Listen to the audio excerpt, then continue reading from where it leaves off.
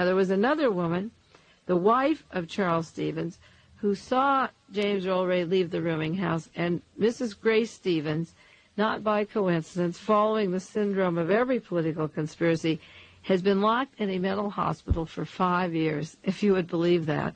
She is still in a mental hospital, and right after the assassination of Martin Luther King, she described a man who left the rooming house from a room that James Ray was supposed to have that did not fit the description of James Earl Ray.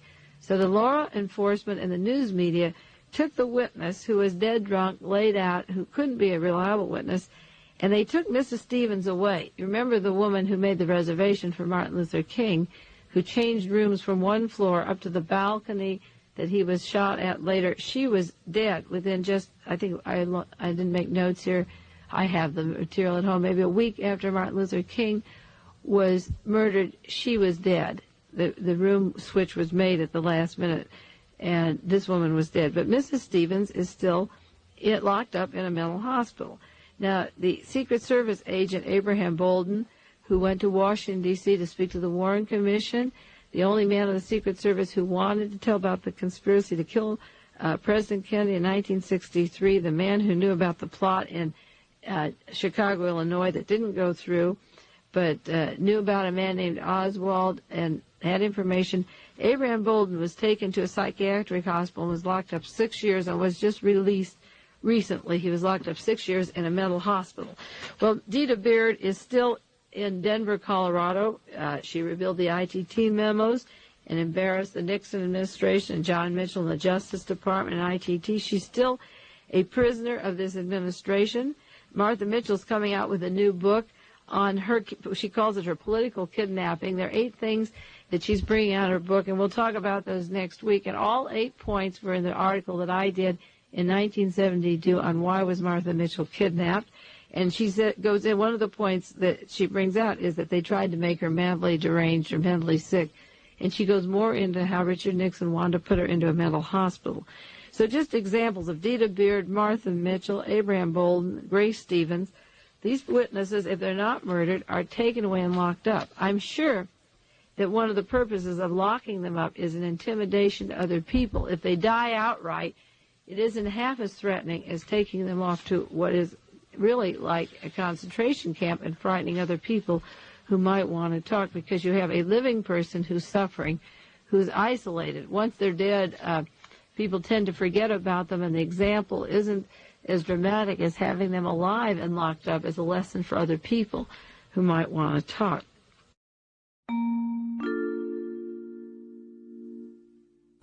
Most gracious God, our Father, we thank you. We love you, Lord. We magnify your name. God, we thank you for this moment.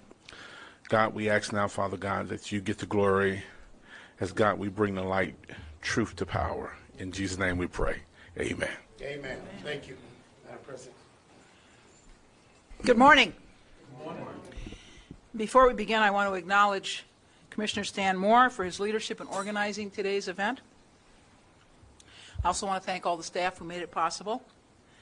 We're here today because Abraham Bolden, America's first black U.S. Secret Service agent, was pardoned by President Biden and has cleared his name.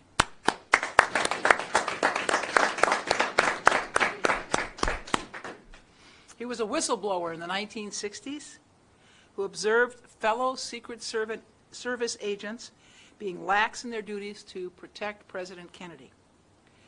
After receiving credible information about a plot to assassinate the president in Chicago here, Agent Bolden made the brave decision to report his colleagues' behavior. He was eventually tried and convicted on trumped-up charges, but he didn't let that stop him from speaking the truth to power. He never gave up the fight to clear his name. He's always maintained that during his time, the Secret Service was hostile to President Kennedy because of his support for civil rights, and by proxy resentful of Agent Bolden, who'd integrated the service. History has shown us that Agent Bolden was right to fear for President Kennedy's life. He was also justified in fighting for his dignity. And finally, nearly 60 years after his wrongful conviction, President Biden has pardoned this dedicated public servant. I think it's always important for government to acknowledge the wrongs that have been done to our citizens and to do everything we can to make things right.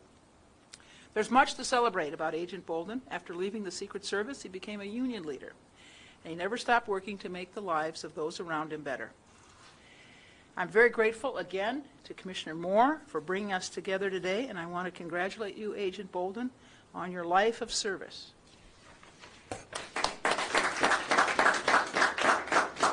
I want to thank David Jones for being our sign language interpreter.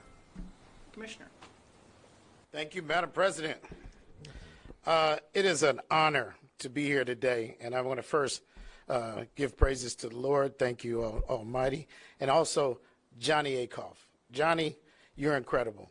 I want to thank Johnny Akoff, who brought this to our attention many years ago and told us about you and all the work that you had done. And he told us about this was going to happen. And he predicted this a long time ago. So, Johnny, thank you so much, Johnny Akoff. Let's give him a round of applause.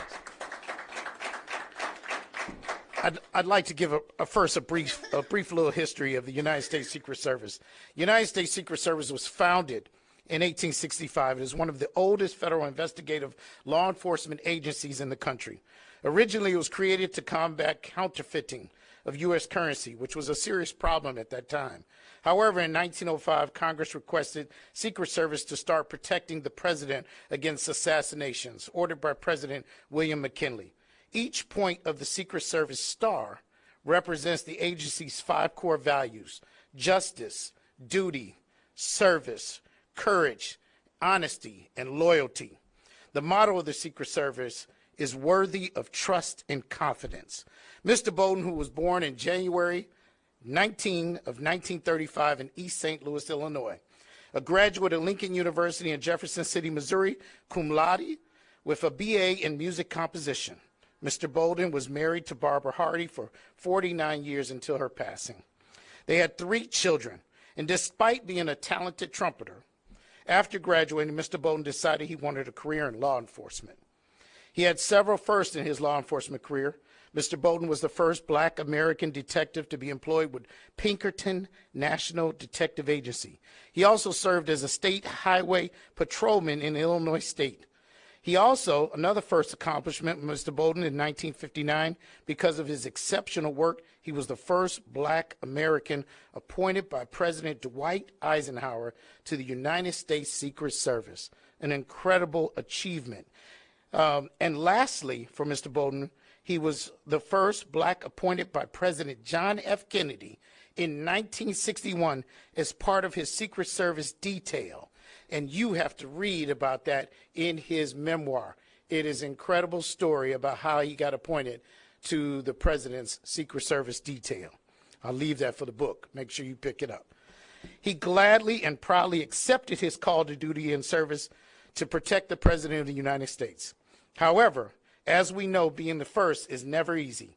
Being the first requires not only being held to a higher standard, but also it requires courage. And that is exactly what Mr. Bolden demonstrated when he verbalized his concerns to his superiors regarding the discrimination and segregation of black agents experienced while working in the southern United States with racial slurs that were used by fellow agents in his presence.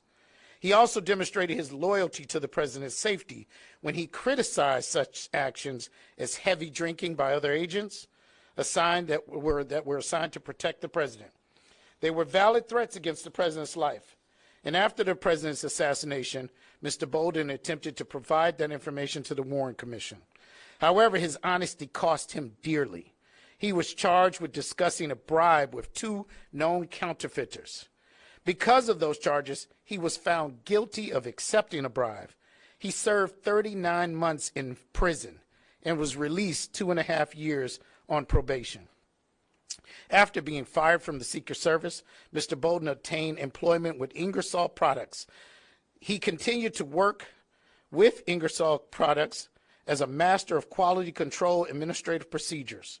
When Mr. Bolden was found guilty and was sent to serve his time, Ingersoll knew what type of employee they had, and they waited until his release to hire him back. He worked for 35 years and retired from Ingersoll on September 11th, 2001. In 2008, Mr. Bolden became a published author, having written his memoirs titled The Echo from Dealey Plaza, another accomplishment in his amazing life. He has been the recipient of numerous awards: the Scottish Hugo's Companion Tankard Award for Courage, the African American Arts Alliance Award for Excellence, in 2008, the Alpha Phi Alpha Award for Courage, the winner of the 2015 Oakland Penn Award for Nonfiction Writing of Courage, and was cited by the National Urban League as one of America's outstanding African American men. Today, we celebrate your achievements. On April 26, 2022, Mr. Abraham Bolden was rightfully pardoned by our now President, Joe Biden. The White House has said in announcing Biden's clemency actions, he was steadfastly and maintained his innocence, arguing that he was targeted for prosecution in retaliation for exposing unprofessional and racist behavior with the U.S. Secret Service. This presidential pardon was a long time coming, but finally, what we have known has been so true and proven that you, sir, are worthy of trust and confidence.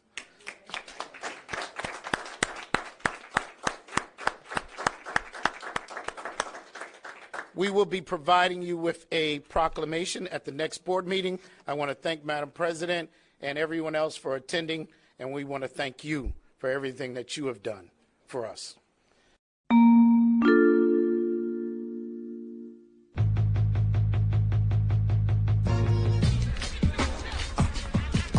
Yeah. Yeah.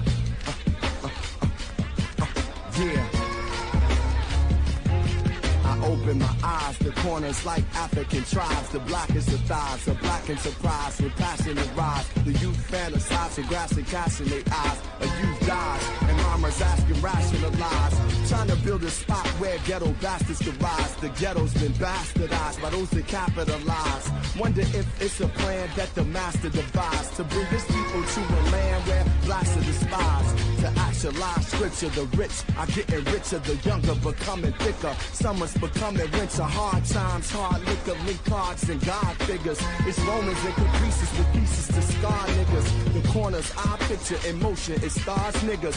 Emotions of those that be smoking like tie bridges. These are our bridges from nothing to something. That's why on every city block you hear them pumping. The corner. I wish I could give this feeling. I wish I could give this feeling. All the corners niggas robbing, killing, dying, just them in the living. We underrated, we educated. Bring my people to a land where blacks are despised. Had to repeat that part. They say sometimes we don't hear the lyrics, we just listen to the beat. That's what they say. Katherine Massey Book Club, Context of White Supremacy.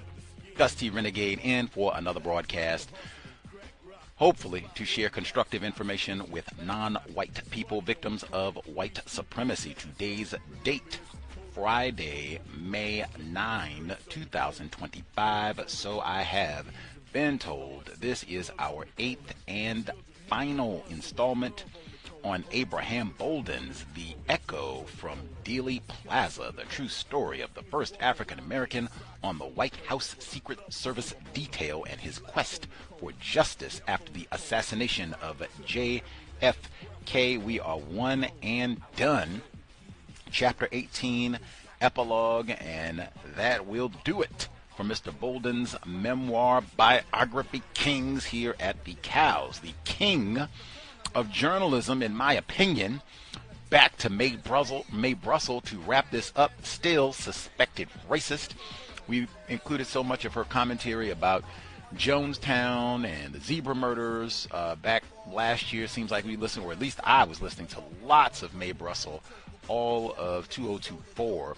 And as I said, it took a while for my brain computer to remember, oh yeah, Mae Brussell started all of her broadcasting talking about the JFK assassination. So, of course, she talked about Abraham Bolden. She talked about, in fact, Abraham Bolden more than once. I just chose that one because That's kind of where we left off at the book. Mr. Bolden, now he's at the mental institute, and she was talking about how that was weaponized during that particular period of time. Certainly they killed lots of people. Fred Hampton, Mark Clark, Bunchy Carter, Malcolm X, Dr. King, blah, blah, blah. I mean, long list of people that were killed. But putting people in a mental institution was also a part of it. And again, Jonathan Metzl's book, Protest Psychosis, he talks, it's a whole section of the book that's about that specifically. Weaponized. Like, what? We got niggers upset about racism. Schizophrenia. Put him in mental institution. Oh, yes, lock him up. Oh, yeah, that nigger's got to be crazy. Widespread, starting in the 1960s. Any hoodles. But Mae Brussel, that was her right there, 1974. And then she was also in that same context. She was talking about James Earl Ray, him and others, Grace Stevens also being put in the mental institution. Incidentally, that incident where she talked about Dr. King's hotel room being switched at the last minute before the assassination, that is true and well documented. You have to investigate that for yourself, but a number of people pointed that out. His hotel room was indeed switched at the last minute. Anywho, and then we heard that was Toni Preckwinkle, the first black female Cook County Board of Commissioners first president of the Cook County Board of Commissioners, first black female president of the Cook County Board of Commissioners, and then Stanley Moore, the commissioner of the Cook County Board of Commissioners. They were talking about the pardon that Abraham Bolden received in 2022 from President Biden. I even had a pause in the midst of all that, like, wait a minute, so if President Trump, January 6th doesn't happen, President Trump actually wins that election, does Abraham Bolden never get this pardon? Eep. Not that that ended the world or replaced white supremacy with justice, but dang. So he gets his pardon, and they acknowledge the racism within all of this, and he was correct the first time. He gets called out as a whistleblower, and that he did the right thing. They mentioned that word dignity. I don't know. I think Shamika Harris said last week that I don't know, maybe he talked a little too much, Abraham Bolden, which I think a number of folks said that, like, at least the part about, dang, like him trying to testify before the Warren Commission. Do we think he was wrong there too? I don't know. I don't know. We'll see. Anyway, folks can keep their kind of concluding thoughts, remarks, what they learned from the book, what they think will be important as we get ready to wrap everything up, but finally get his kudos. And Mr. Bolden was in attendance for that ceremony in Chicago 2022. That was in the middle of COVID-19. In fact, I didn't see any masks in the video. You can see the video of that on YouTube. I didn't see any masks or what have you, but in Chicago, I think that was one of the areas that got hit very hard by the Rona. Anyway, we will hop to it. For those who are not informed, that is Common the Corner in the background. So we had lots of Chicago genius black musicians, Roy Ayers, Kanye West, Mahalia Jackson, Curtis Mayfield, Common in there as well. Lots more, but I mean, hey, book isn't that long. Get into it. Abraham Bolden, The Echo from Dealey Plaza, Katherine, Massey Book Club, audio segment 1.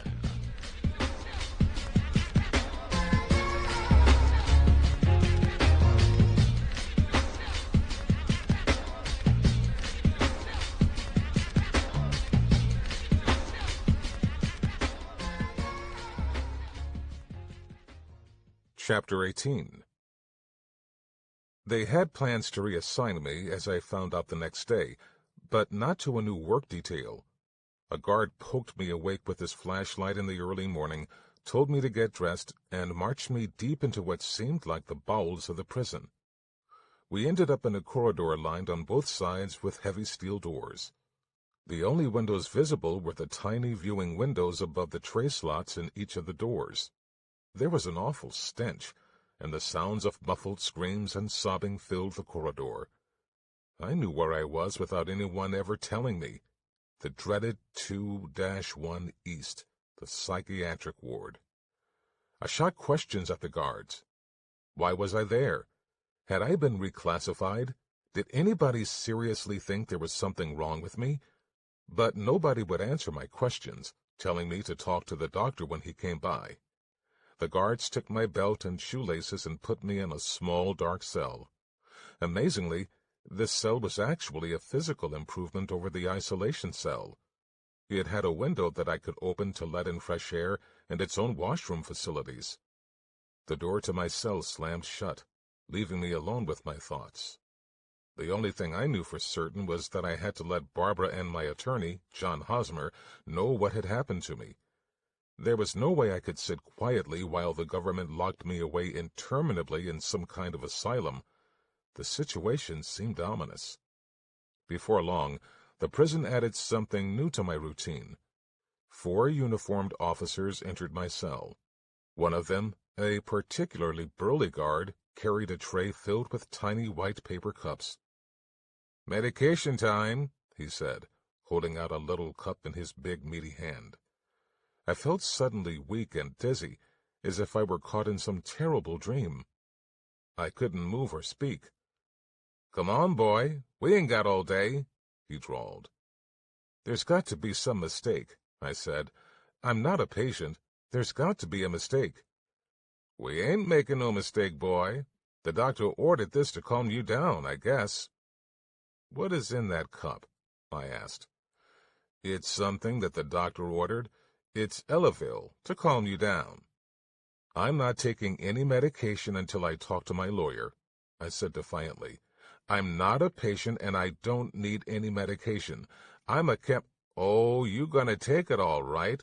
You can either take it the easy way, out of this cup, or we can give it to you in your ass. Either way, you gonna take it. I didn't say you gonna like it, but you damn sure gonna take it, one way or the other." I looked at the 4 guards and understood that I wouldn't be able to resist. That would probably make things even worse for me anyway. I took the cup and put the pill in my mouth. Taking the little cup of juice he offered to wash it down, I slid the pill under my tongue to hide it. Apparently, I wasn't the first one to think of that. "Open your mouth and raise your tongue," he ordered. Having no choice, I swallowed the pill, and they left. Dr. Kinzel showed up later in the day. "How are you feeling today?" he asked. I think that I'm doing all right. Trying to sound calm, I added, "I was wondering why I've been sent over here. I'm not suffering from any mental illness, and I don't know why I'm over here." "Oh, we just felt you needed a rest, and we wanted to make you as secure as possible. We wanted to give you a chance to pull yourself together," he answered in a dismissive tone. "I don't need any rest. All I need is to go back to the camp and be assigned to another job. That's all I need. I was doing fine until I had the run-in with Kenny, and now I wind up over here because he threatened me." Kinzel wasn't going to give me any straight answers. "It's not all about Kenny. You seem to be under a lot of pressure, and we need to get to the bottom of your compulsions and paranoid behavior." "I haven't been classified as being paranoid. Nobody has ever told me that I'm paranoid." "I'm paranoid about what?" "We won't go into that now," Kinzel said testily. "You'll be here for a while, and I have prescribed medication for you to take. It should help you sleep." "I don't need any medication or drugs. There's nothing wrong with me, and you know it. Who ordered me to be sent to this place? I need to contact my attorney and let him know that I've been moved out of the camp." Kinzel stopped me. "Just relax, Abraham. You'll be here for a while, and we will decide where you go from here. Just settle down and relax and take the medication that I ordered for you." With that, he turned and with his soft, delicate steps, left my cell. From the window of my cell, I could see the patients from the psych ward wandering about the yard under the watchful eyes of a number of guards. So many of them seemed dazed and off balance, shuffling and stumbling about in the evening sunlight. Others sat motionless, some in wheelchairs, staring blankly into the distance. As precarious as my situation had been, something new was troubling me. Both Nicholas and Kinzel were black men. My mother used to have a saying about feeding Uncle Tom's with a long-handled spoon because they couldn't be trusted. These two men were house Negroes, only too happy to do their master's bidding. There was a time when I would have thought that having two black men as authorities above me in the prison would work to my advantage, but clearly that wasn't the case now. I suppose I had been a house Negro for a long time myself. Now I knew something that Nicholas and Kinzel hadn't figured out yet. You can put in a day's work for your master and never complain and never give him any trouble, but at the end of the day he's still your master, and he can do with you any damn thing he pleases. After a few days, I could feel the effects of the Elavil. I hated the way it made me feel. I was a little high and a little parched. One day, the pill made me feel so dizzy and nauseous that I passed out. I realized then that I needed to keep those pills out of my system, or else I'd become one of those walking zombies in the yard. The sick feeling in my gut sparked the idea. The guards had stopped waiting in my cell for me to take the medication, although I knew they could watch me through the little viewing window. But I figured out that there was a blind spot, a corner of my cell that could not be seen through the window. I came up with a plan. I would eat only a little of the breakfast they brought me and hide the rest in the blind spot. When they gave me the medication, I would swallow it, but force myself to vomit it up as soon as the guards had moved on to the other cells. Then I would quickly eat the hidden portion of the breakfast, both to keep up my strength and to keep the guards from getting suspicious. I knew they would punish me if they caught me, but I had to take the risk. I felt like my life depended on it. I put my plan into operation the next day and found very quickly that it worked. It's difficult to describe the cruelty of isolation. It attacks you on every level, physically, emotionally, even spiritually. I was unshaven and unclean, and my body ached. I felt bereft, not merely lonely, that was a given, but ignored, almost forgotten. Whenever I would see Dr. Kinzel in the corridor outside my cell and rap on the window to get his attention, he would refuse to respond or acknowledge me, as if trying to make the point that I didn't really exist. Strange things started to happen in my head. One night, after a week or two on the psych ward, I was awakened in the middle of the night by a sound, a quiet but crisp snap. I looked around the room and saw nothing. When I heard another snap, I followed the sound and saw a tiny spark of light, as if from a cigarette lighter. As the spark grew brighter and brighter, I felt my limbs become numb, frozen. I couldn't move. The light became so intense that I couldn't bear to look into it. I thought for sure that I was losing my mind. Suddenly, the outline of a human face formed in the center of the light. It began as a small black dot and then grew, taking form as a shadowy outline. It had long hair, but I couldn't make the features out clearly enough to know if it was a man or a woman. "What is your name?" the figure asked in an otherworldly voice more clear and full than any human voice I had ever heard. "Abraham," I answered. "How many children do you have?" "3. "Fear not," the beautiful voice said. "God be with you." The face shrank back into the light, which dimmed until both were gone, leaving only darkness in that corner of my cell. I felt sensation returning to my limbs and was about to get up and go to the bathroom when I heard the jangling keys and heavy footfalls that always announced the arrival of guards. They stopped outside my room and shone a flashlight through the viewing window, raking the beam over every corner of the room. I had believed that the face was a vision or a hallucination, but clearly the guards must have heard something or seen something. They left quickly, and I lay awake most of the rest of the night, trying to make sense of the vision. In the morning, as I was washing up, I smelled a faint odor of smoke. I could see no sign of fire outside my window, but through the small viewing window in the door I thought I detected a slight haze in the air of the corridor. Suddenly, a guard rushed down the corridor, shouting, "Fire! Fire in the cell block!" I heard another officer shout that one of the rooms at the end of the block was on fire, and then heard another answer that those rooms were unoccupied. Another odd and inexplicable circumstance. The guards opened our cell doors and evacuated all of us to the day room.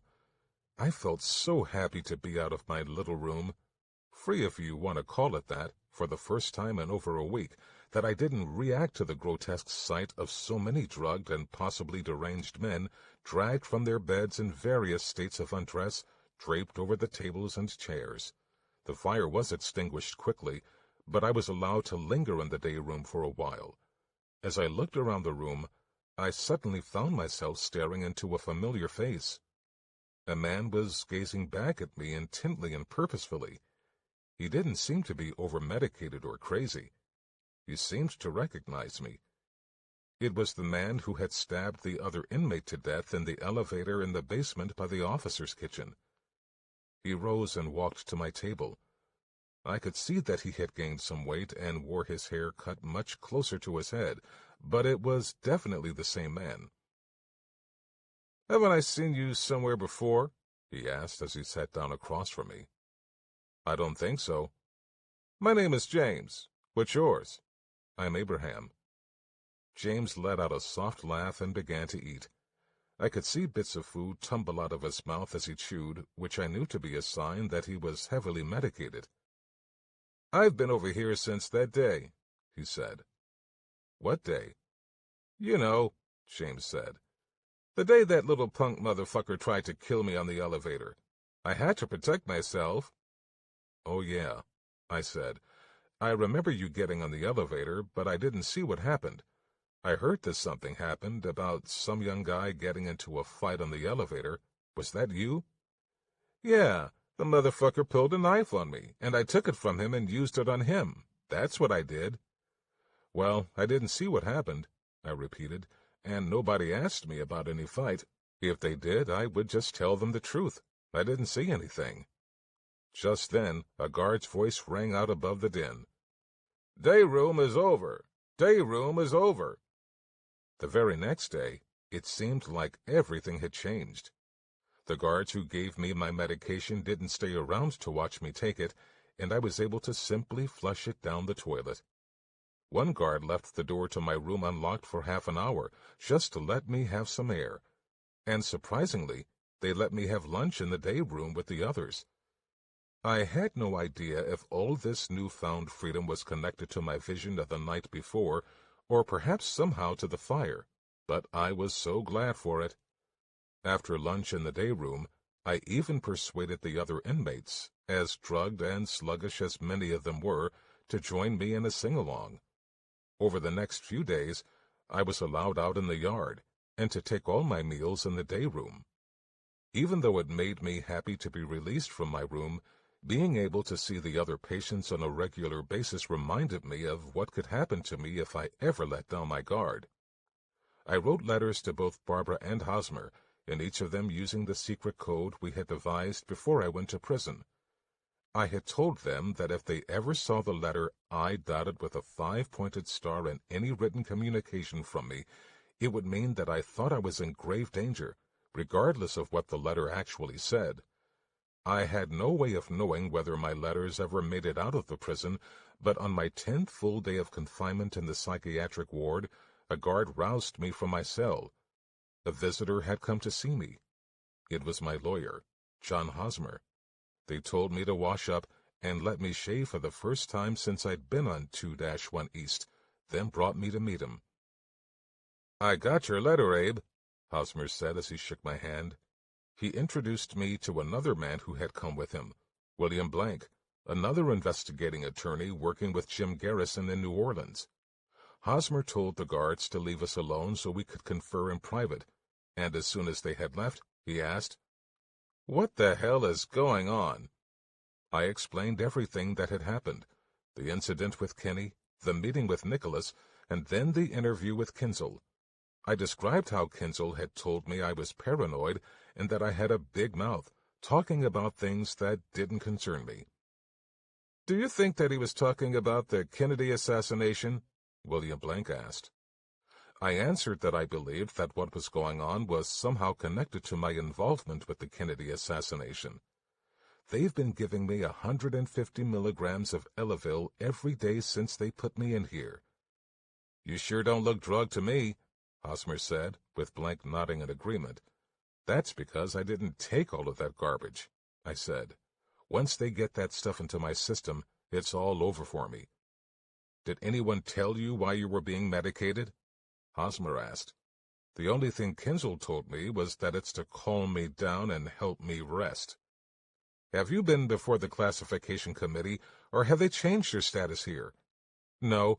As far as I know, I'm still assigned to the camp." We talked a while longer about my life in 2-1 East. Blank was particularly interested in whether or not any of the administrators had tried to discuss the Kennedy assassination with me or had told me to keep quiet about my criticism of the Secret Service. I hadn't really had any specific conversations and told him so, but I explained that I felt fairly certain that Kinzel had been referring to the Kennedy case when he told me I had a big mouth. In addition, my caseworker, Mr. Tyndall, had given me a hard time about my contact with authors and researchers on that subject, which led me to think that my comments about the Secret Service were largely to blame for my predicament. The guard cut our conversation short, informing us that our meeting had ended. The very same night, a guard unlocked the door to my room and spoke the words that had now become too familiar to me. "Bolden, get your things together and come with me." I had learned that in the prison system, you never knew where you were going until you got there, and that even after you got there, you still might not know where you were. On this particular occasion, my new home turned out to be C Unit. At least that's what the sign above the two heavy steel doors said. I thought they were perhaps finally taking me to the hole, but when I asked, a guard told me, "This isn't the hole, but it is one of our segregation units." I would soon find out that C Unit was a transitional cell block, like the one they had put me in on my first night in Springfield. Prisoners on their way out to another institution, or recently arrived prisoners, bided their time in C Unit until they were classified or assigned more permanent status. Some inmates were there awaiting medical or psychological evaluations, or to recuperate after release from the hospital ward. I learned the routine quickly on C Unit, where I'd had considerably more freedom than I'd had in the psych ward. We ate our meals in the day room and had privileges to use a small exercise yard. The guards were not as watchful as in 2-1 East, which made it easy for me to fake swallowing the Elavil. I even made the acquaintance of a kindly officer named Sweet, who brought me a few of my things from the camp, including my copy of the Bible. I escaped into that Bible, spending hours reading and rereading it. With the slide rule that Sweet had also brought me, I explored some of the mathematical relationships within the Bible that I had learned about years ago when I joined the Masonic Temple. These exercises and studies kept my mind sharp and provided a kind of sanctuary for me when things got ugly, as happened when a young inmate a few doors down drowned himself in his own toilet. "What a hell of a way to die," one of the guards had said. Those words stuck with me. A hell of a way to die, and a hell of a place to be in. Time ground on at C Unit. The endless days were broken up once by a visit from Barbara, but by that time the utter mortification I felt when she saw me in that terrible cell block, smelling funky and unshaven like some B-movie madman, made her visits almost more painful than comforting. I retreated more and more into my Bible, choosing to remain in my room or in the day room when the others were exercising in the yard. This is the kind of behavior, of course, that makes prison officials nervous. I imagine that anyone observing me from a distance would have wondered about my sanity at that point. Looking back at myself now, I have to wonder too. I know that some part of me believed that my immersion in the Bible had the power to establish a connection with the angels and spirits who dwelt in its stories. On a stifling hot night in early August, Something woke me out of deep sleep. I immediately recognized the same snapping sound that I had heard one night in 2-1 East. I looked around and saw nothing, but when I tried to move my arms and legs, I found that I could not. I couldn't even turn my head from side to side. I felt myself on the verge of some extraordinary experience, and felt both awe and terror. Suddenly, I thought I perceived a slight movement in the darkness, and in the next moment, a tiny speck of light began to grow in one of the dark corners of the ceiling. The light grew brighter, and within it, some kind of mass began to take shape. I understood that I was having another vision, like the one in the psychiatric ward. I was so afraid that I was on the verge of insanity. The mass arranged itself into identifiable shapes. The upper portion appeared to take the form of a swinging rope. Toward the center of the brilliant light, the rope thickened into a knot, and beneath that knot at the end of that swinging rope, there appeared the shadowy image of a man's head. The head swung back and forth across the width of the ball of light. Then, as mysteriously as it had all appeared, the shapes began to dissolve and the light to fade. As it vanished, I broke free from the paralysis in my body and was able to sit up. My entire body was soaked with sweat. As before, the vision must have triggered something to alert the guards. I heard the sound of their footsteps rushing toward my room before I had even collected my thoughts. Again, a guard shone a flashlight through the viewing window, peering into my face and around the room. I kept still, and soon enough the guards were gone. In the morning, I went to breakfast, but stayed in when the other inmates went out to the yard to escape the heat inside. I knew they'd all take this as a sure sign that I had lost my grip, but I no longer cared. I felt like I was fighting for my life. The figure in my first vision had said, "God be with you." Perhaps that was a signal that I was under God's protection, but perhaps it was an omen that I would soon be with my Maker. The prison staff must have thought so. The fact that a guard was checking on me now through the viewing window at least every 15 minutes meant that they had put me on a suicide watch. Even Dr. Kinzel, who had barely acknowledged me in recent weeks, visited me in my cell and let me know he was concerned about my lack of interaction. Strangely, their fear that I might hurt myself could have become a self-fulfilling prophecy. I hadn't thought a great deal about it before, but now that it was in my head, the idea of suicide seemed like a viable alternative to life in that hell. Obviously, I did not take that road. Life in prison, random and unpredictable until then, took another odd turn. On Friday of that week, 2 days after the nighttime apparition, I was brought up before the Prison Classification Committee. Kinzel, Tyndall, and all the other officials I'd been dealing with, including Associate Warden Grunska, were there except Nicholas, the chief of classification, even though he had called the meeting. I had steeled myself for a fight, believing that I would have to argue hard to keep myself out of isolation or psychiatric care, but amazingly, I never got the chance to make my case. Grunska needed no convincing and was prepared to send me back to the camp immediately.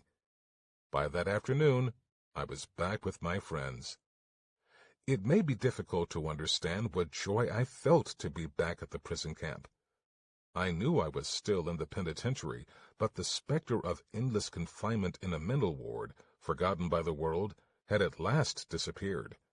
I felt in my heart that the worst was behind me now and that I would be safe.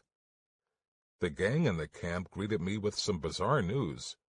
Julius Nicholas, the chief of classification, had died the night before, an apparent suicide. Gus ran to get me the papers, all of which carried the story on the front page. Nicholas had become enraged during an argument with his wife. He had threatened to kill her, and even shot at her, wounding her in the leg, and then secluded himself in their home. When the police broke into the house, they found Nicholas dead, hanging from the ceiling. The news left me numb. The vision on Wednesday night was of a hanging. On Thursday, Nicholas hanged himself. On Friday, his absence from the committee meeting derailed the process of getting me committed to psychiatric care, and thus saved my life.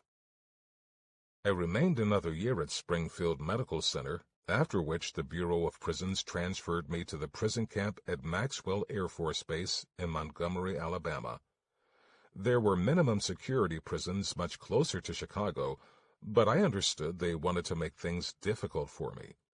The tide of suspicion regarding the Warren Commission and the speculations about conspiracies in the Kennedy assassination were gathering force around the country. The Secret Service still had their jobs to protect, and nobody wanted people like me adding to the public outcry.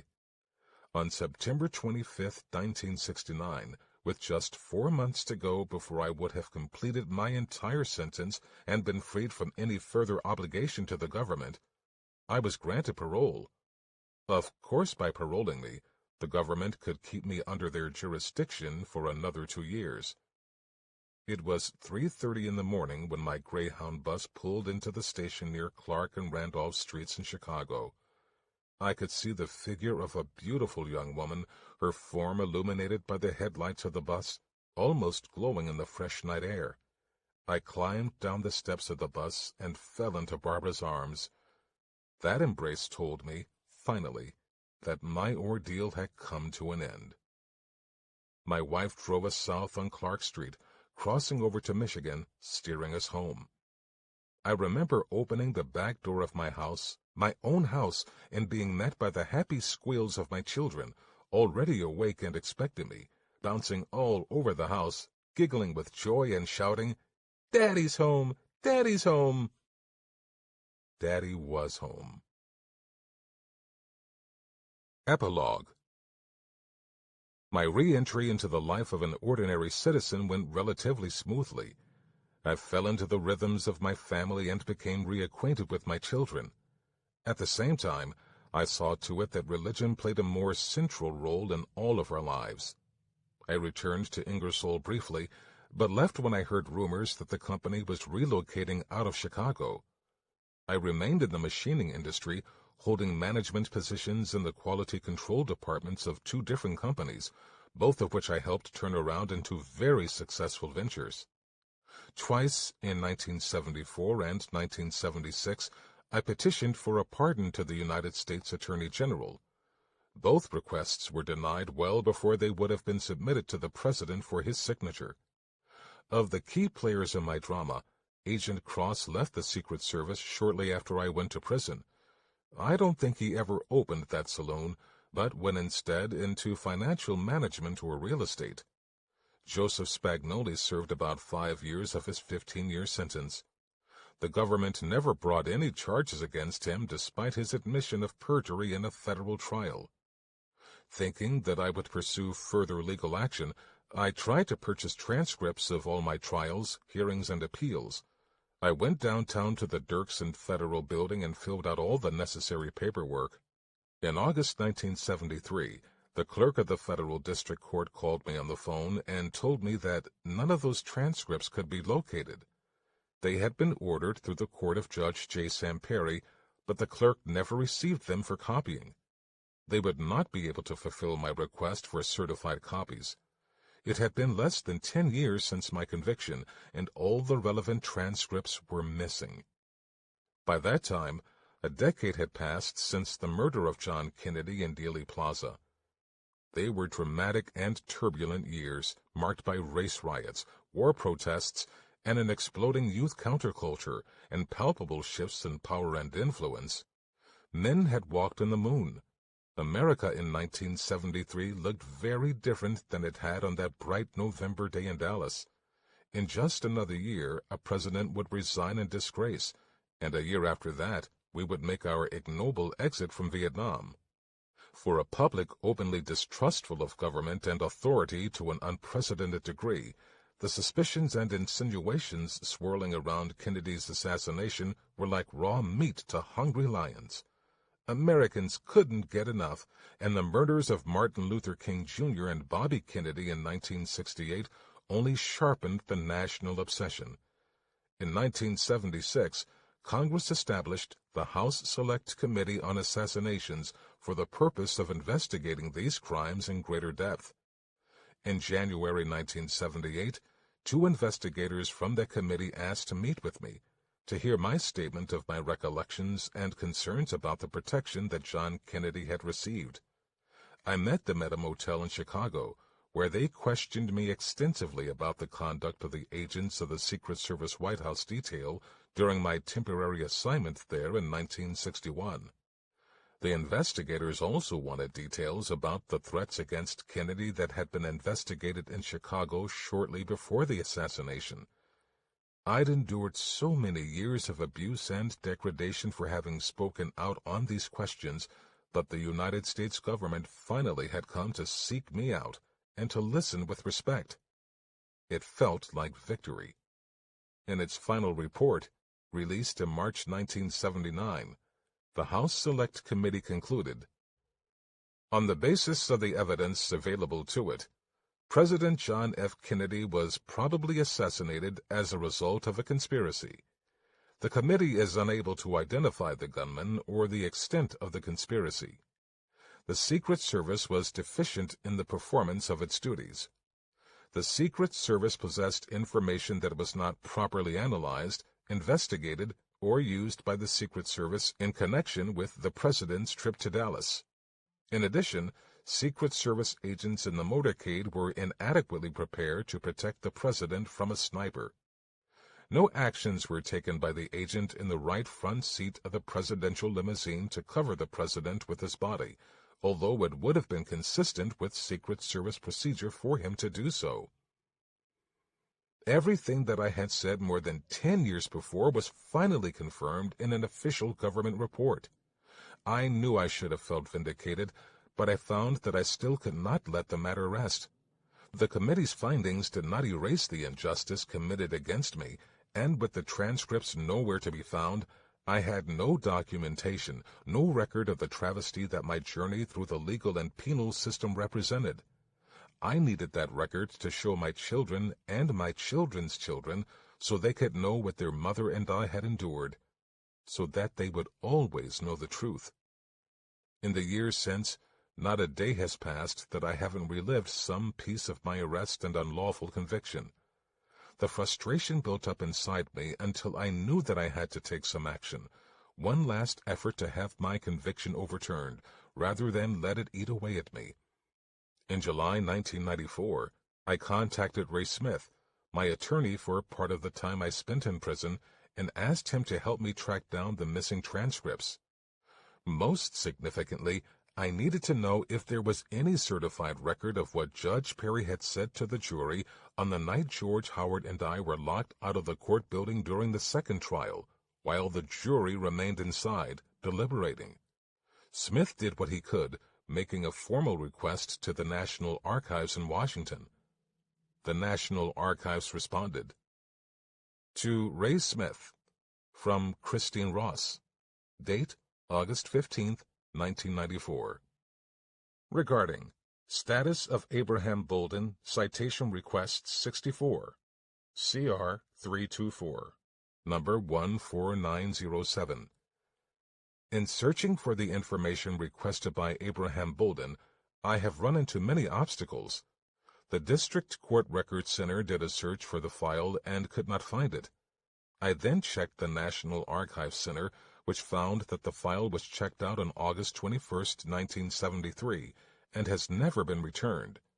Scott Forsyth assisted me in the search at the archives, and he believes the file was presumably checked out by the court. There is no indication as to who exactly checked the file out. Scott informed me that files rarely disappear, but it does sometimes happen, especially with older cases. The District Court Records Center is currently looking through old paperwork to see if the file was possibly sent back to archives under a different accession number. The search is extremely time-consuming and tedious. A gentleman named Wally is currently searching through the old paperwork, and he will let me know if he finds anything. The National Archives Center does have the Court of Appeals record. I went to search through the file, and it did not contain any transcripts. The district court informed me the transcripts will normally be in the appellate court if they were in the original record. But with older cases, such as this one, sometimes a file would be shipped out to archives without the transcripts.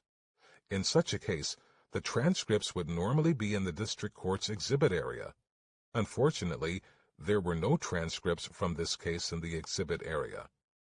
In order to see if the transcripts were part of the original record, I have made an appointment to go back to the Archives Center to look at the district court's docket this Wednesday, August 17th. When I searched the appellate court record at the Archives Center, I did find information in the government's appendix and the appellant's appendix. I had the information copied. It includes 1. The judge's opinion of guilt, 2. The trial judge's jury instructions in the first trial, and 3. Maurice G. Martinez's testimony. The case was orally argued before the Court of Appeals on October 11, 1965. I did not find any reference to the trial judge's exclusion of evidence because a representative of the government was not present, nor did I find any reference to Sykes taking the Fifth Amendment before the Court of Appeals. From the evidence at hand, I had to conclude that the transcripts had been checked out of the archives by the district court 1 month after I requested certified copies of them in July 1973. Only the district court in which I was convicted had the authority to order the transcripts removed from the archives and brought before the court. The transcripts would have to have been delivered to the court of the Honorable J. Sam Perry or to some district court acting on his behalf. Once they were checked out by the court, the transcripts, exhibits, and other important records of the 2 trials and oral arguments before the Court of Appeals could no longer be found. Acting as my own attorney, I filed a motion to expunge my conviction in federal court in August 1994. Without the actual transcripts to cite in the motion, I did my best with the documents available to me. Written court briefs, records, and appendices filed by my attorneys or the government. Naturally, these papers carry less weight than the trial and hearing transcripts, and they did not contain everything I needed to make my case. I knew I had little chance of success in those circumstances, but I had to keep trying.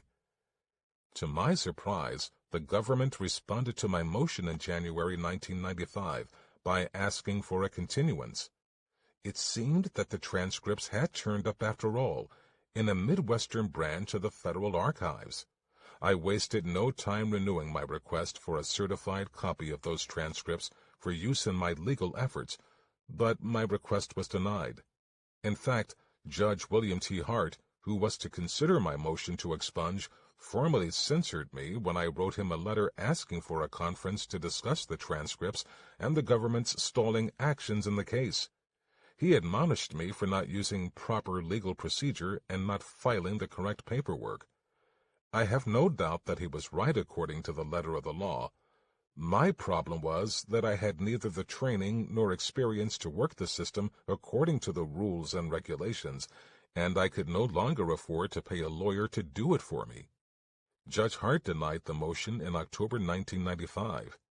A year later, his decision was upheld in the Seventh Circuit Court of Appeals.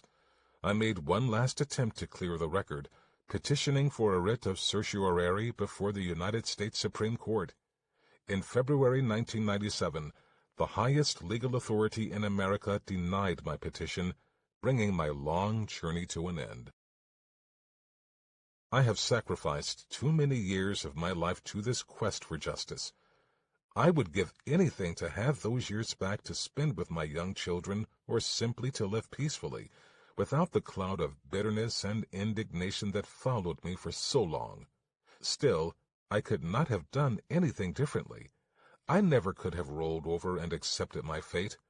I could not have accepted punishment gracefully, knowing that my only crime had been to hold my fellow agents to the same standards I set for myself, and which our government and our president expected of us.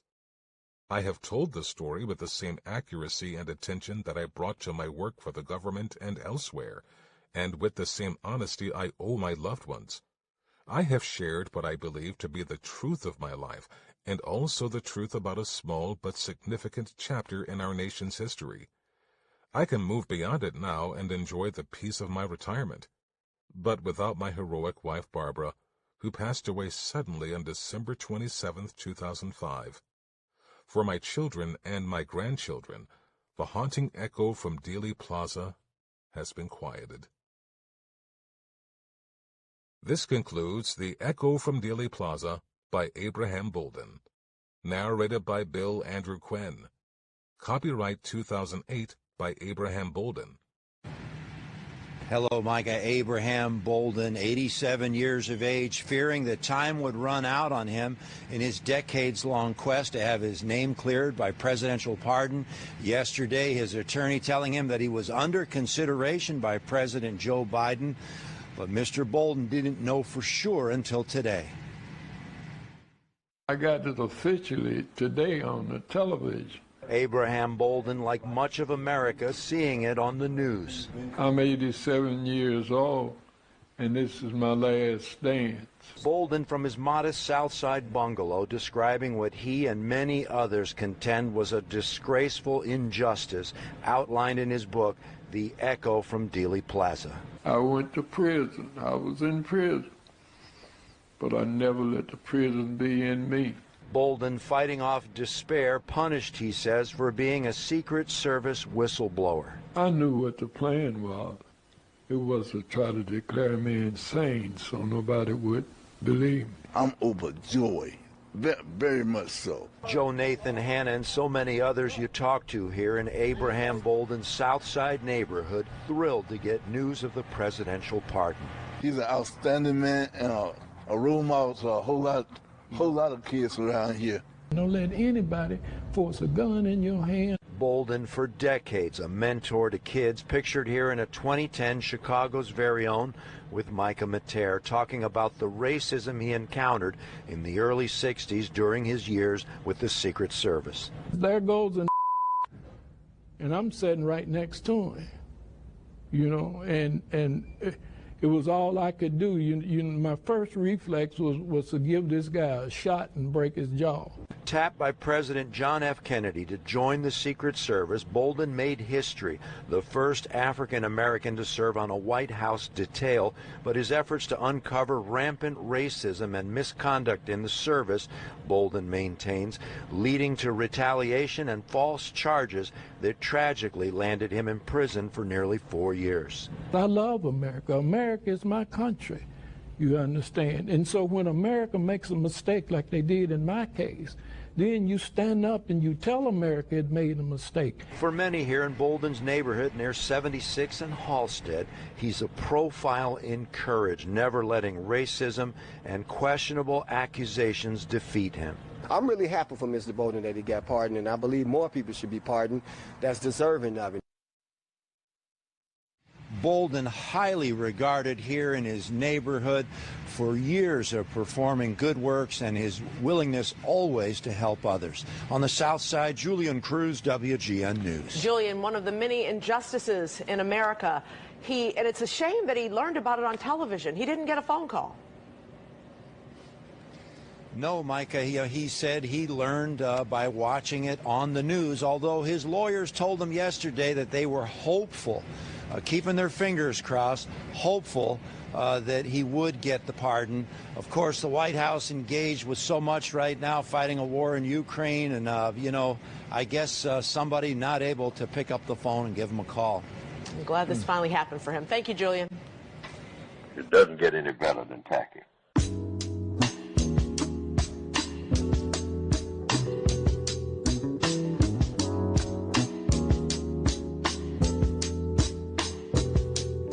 Just bees and things and flowers. Just bees and things and flowers.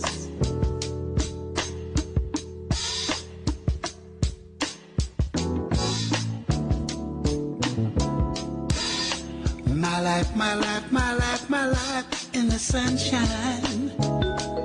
Yeah, yeah. Everybody loves the sunshine. Sunshine, yeah. Everybody loves the sunshine. The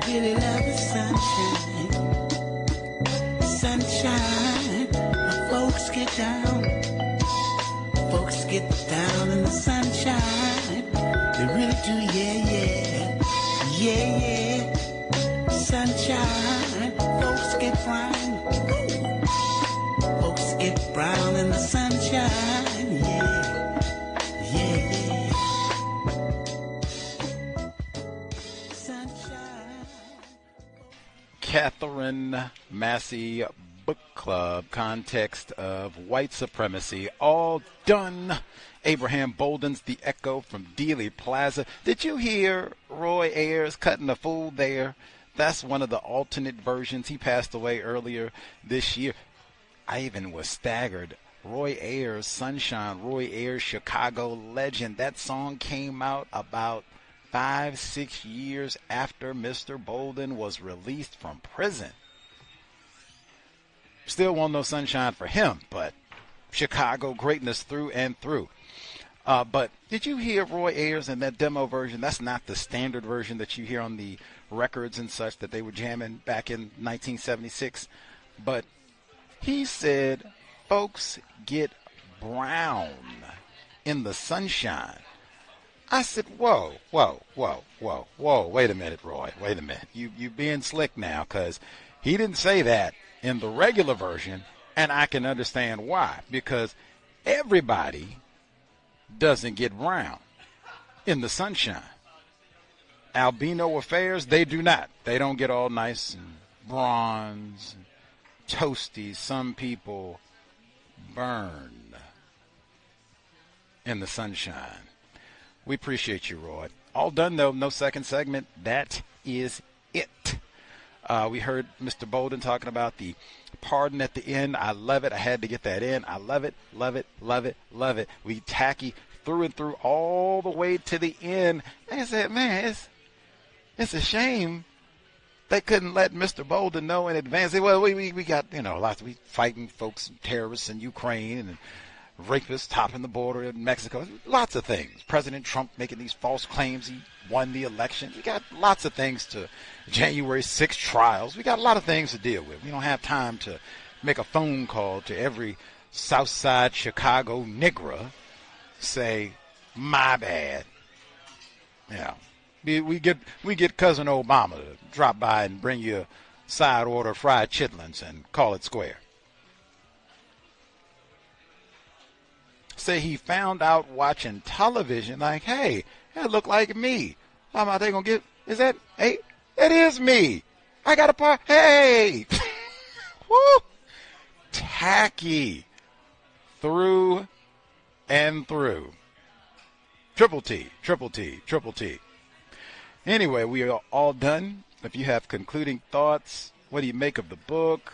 What does all this mean? Relevance to the JFK assassination? Let us know. The number to dial, 605-313-5164.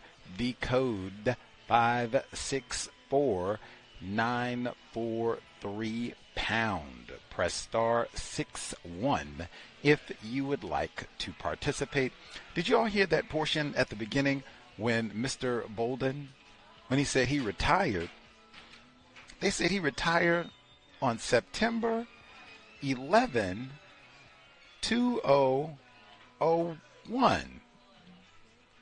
I had to play it back a few times, like, wait a minute, he retired on 9/11? Man, woo. On one end, I said, wow, that is clowning through and through. If you are in any way connected with Secret Service, that is a good day to retire on. Then I thought on the other, like, wait a minute, you and your Secret Service background, what did you know, old Abraham? You talked to somebody, you got some inside information. I make sure my working days is done. Oh, look what to do. Oh, yeah, this is my last day. Let me get my box and get on out of here. I got things to do. Gonna be dangerous. That is wild. Just anyway, right on. Good job for Mr. Bolden. The email, untiljustice@gmail.com. Untiljustice@gmail.com. that last interview, I thought it was so important. See, I said, Mr. Bolden seems like a swell guy, doesn't think all white people are racist. That's most of us. He said, I love America. What does that mean? I told you, he is the exact opposite of the other Chicago legend, Reverend Jeremiah Wright. Jeremiah said, God damn America, what they done did to the black man. He didn't say that. Even after all that, he doesn't say, I love America. Reverend Wright, he does not speak for me. That's not my minister. I love it. BGQ, to them both. Fuller say, ain't no such thing as America. Can't love something that doesn't exist. Victims guaranteed qualified. Anyway, the number 605-313-5164. The code 564-943#. Press star 61 if you would like to participate. Shout to Barbara Bolden. Wow. What an attempted counter-racist marriage for all of those decades and everything that they had to endure. All righty, let's see. Folks who dialed in will nab callers and then get folks who emailed in as well. Concluding thoughts, what did we learn, takeaways, all the rest, and in the last chapter 18 and epilogue that we read. And I guess to Shamika Harris's question, do we think Mr. Bolden, he should have zip it? Nobody wants to hear your goofy theories about what happened in Chicago and how that relates to the Kennedy assassination. There are important white people who have a much higher pay grade and much more information than you, Negro Bolden. Zip it. Zip it. Do we think he should have done that? You don't need to talk to the Warren Commission. Zip it. Zip it. I know Kennedy was a good white man, not racist. Wink, wink. But still. Wink, wink. The same white people that put his brains out on the street in Dallas, they could come to Chicago and do the same thing to you, Barbara, and your children. Zip it. You could have put that in your memoir years later and let everybody know what you think about the Kennedy assassination. But no, you do not need to risk life and limb and your children and wife to go out and whistleblow about the Kennedy assassination. Do we think that would have been the better route to go for a victim of white supremacy at this time or any time?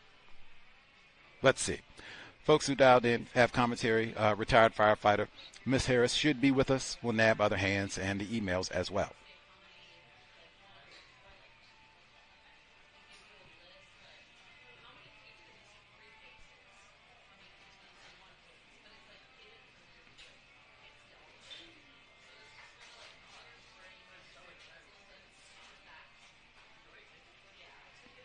Can I be heard?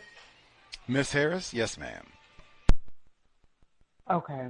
I was just thinking about what you said right there. And just to be clear, I don't think, like, he shouldn't have done what he did. But I just, I'm not sure if I would have had the courage. I'm just not sure if I would have been able to do that. But at the end there, he said, I have sacrificed too many years of my life to this quest for justice.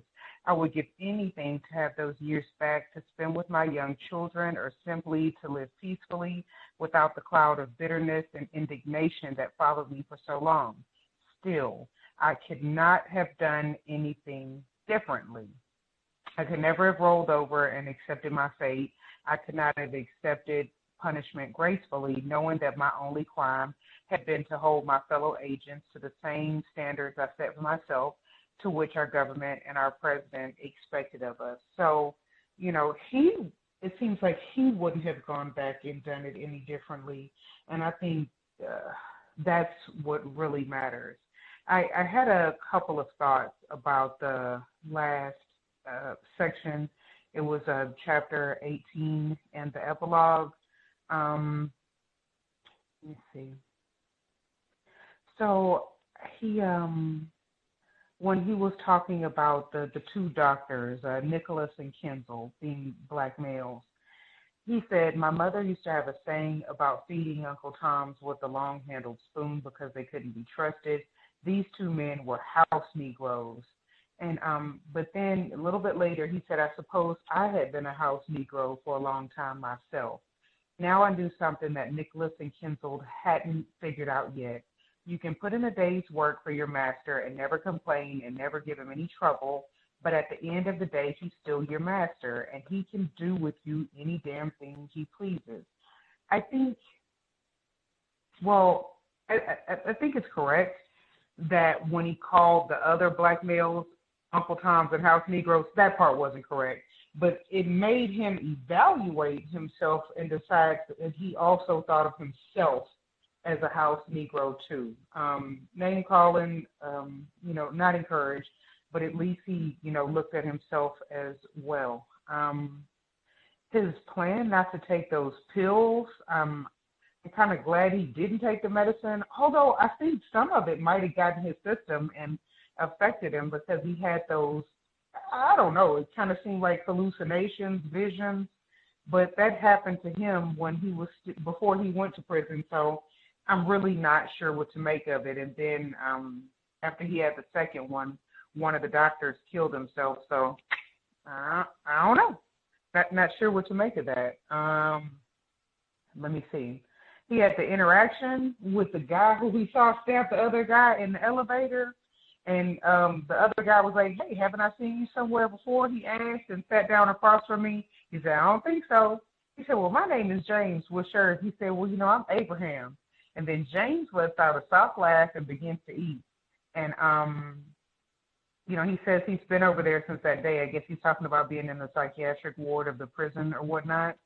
Mr. Bolden, he's like, what day? He said, the day that little punk motherfucker tried to kill me on the elevator, I had to protect myself. And he's like, I remember you getting on the elevator, but I didn't see what happened. I heard that something happened about some young guy getting into a fight on the elevator. Was that you? He acted like he didn't see anything. He didn't know what he was talking about. And I completely understood that part. Let me see, just the small things, like when he went from area to area, how some areas were worse than others, and just when he went to an area that was better, how he felt so grateful just for having a window and like wash-up facilities or restroom facilities. I don't know. It does seem like he might have been starting to, for lack of a better term, go crazy when he was in the psychiatric ward. But he got out of there before he went all the way bonkers. So I don't know. I think this was an interesting book, and I'm glad we took the time to read it. That's all I have for right now. Much obliged, Shamika Harris. Man, I don't know either. That is a tall order, especially that is a tall order given the environment. So this is 1964, 1965. Malcolm X about to be assassinated. They just blown out white president's brains, and I'm going to go and take on the government by myself without a whole lot of money and no army. Blow the whistle on the people who did all this, in fact. Quite daunting. Anywho, retired firefighter in Florida should be with us. Star 61. Other folks who have commentary. Yes, sir. Greetings, everyone.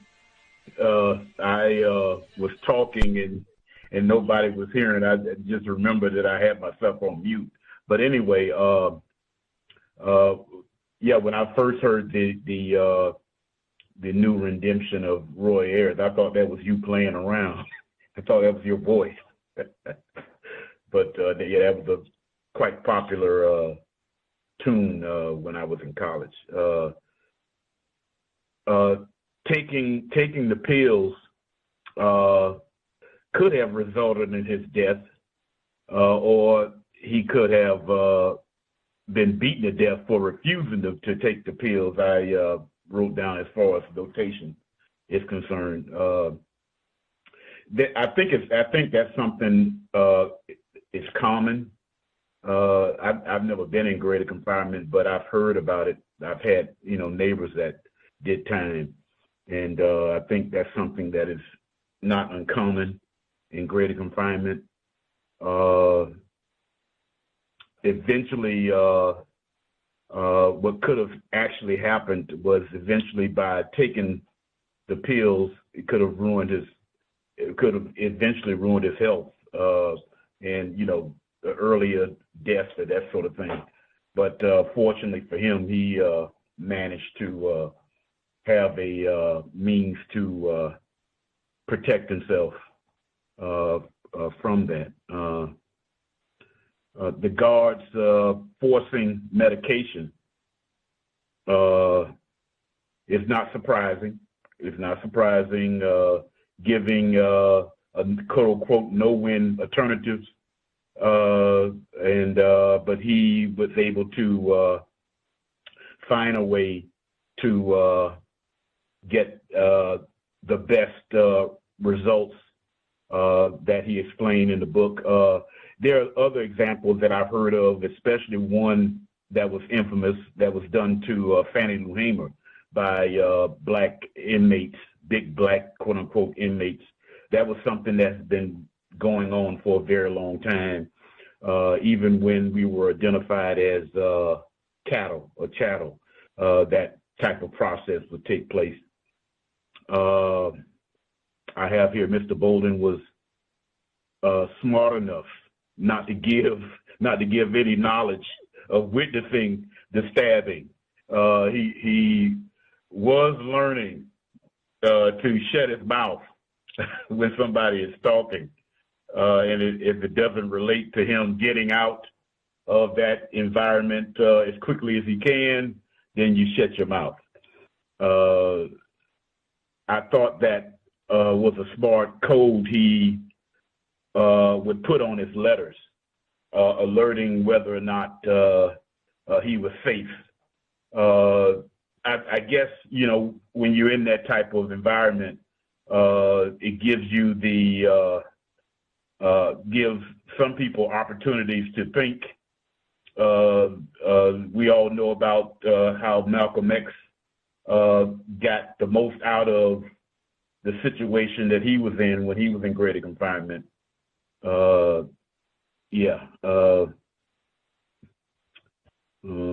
What else I have here? The medication, I think, is not unusual in greater confinement. That is a less physical way of mistreating the inmates, and no matter what size they are or what type of means that they have to do any retort in harming, then medication would be something that would be a weapon in greater confinement.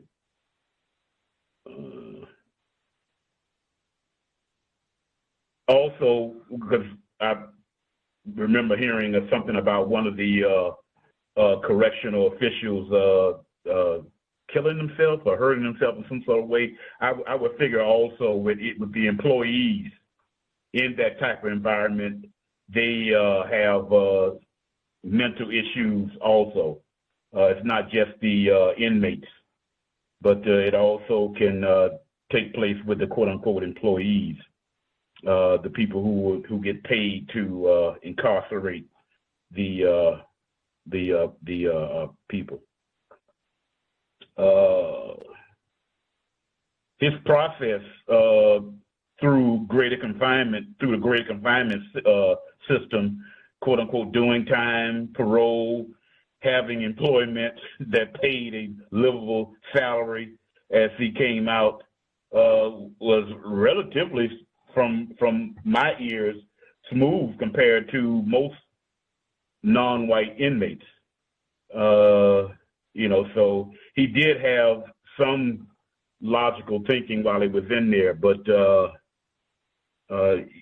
what I learned a lot of him from is that how to, you should keep your mouth closed in a lot of situations that he was involved in, and also from the thing of thinking that he was going to get something productive, and he's literally all by himself in the process, and countless amounts of times he was getting punished for that talking, extra talking or arguing, that sort of thing.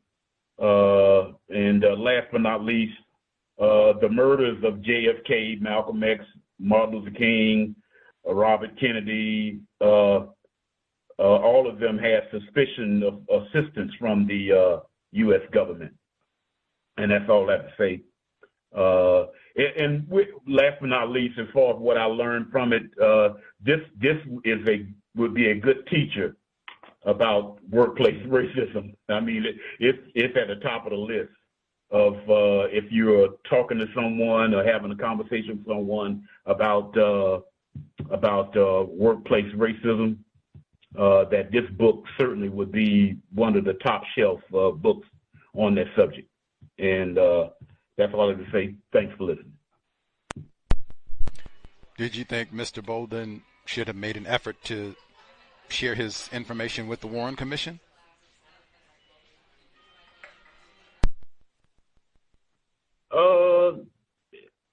I right off from my thinking, I don't think it would be anything wrong with it. But then if you're talking about what I think you was talking about earlier, for the most part, once I got out, I probably be very reluctant to have those type of conversations, and I would just get on with my life. I would say if any contribution I would contribute, it would be writing a book. I think that would be, and then talking about, going around talking to people about the book itself, of what I wrote in the book. That's probably what, because I wouldn't trust it. I wouldn't trust the Warren Commission.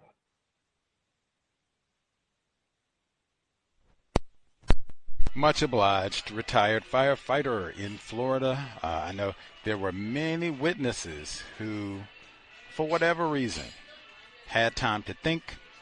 Maybe they were intimidated. Some people said, hey, I saw enough Mr. Ball. I think I played the audio of him talking about, it was about close to maybe 36 suspicious murders of witnesses and people affiliated with the Kennedy assassination. He said, I didn't want to be one of them.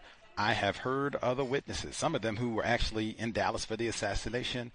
They used very similar logic in saying, I was here, I was a witness, but I didn't say anything. I didn't testify because I didn't want to end up, whoa, they done died suspiciously in a car accident going 3 miles an hour. I'm good. I just shut up, didn't say nothing about all this for about 30 years.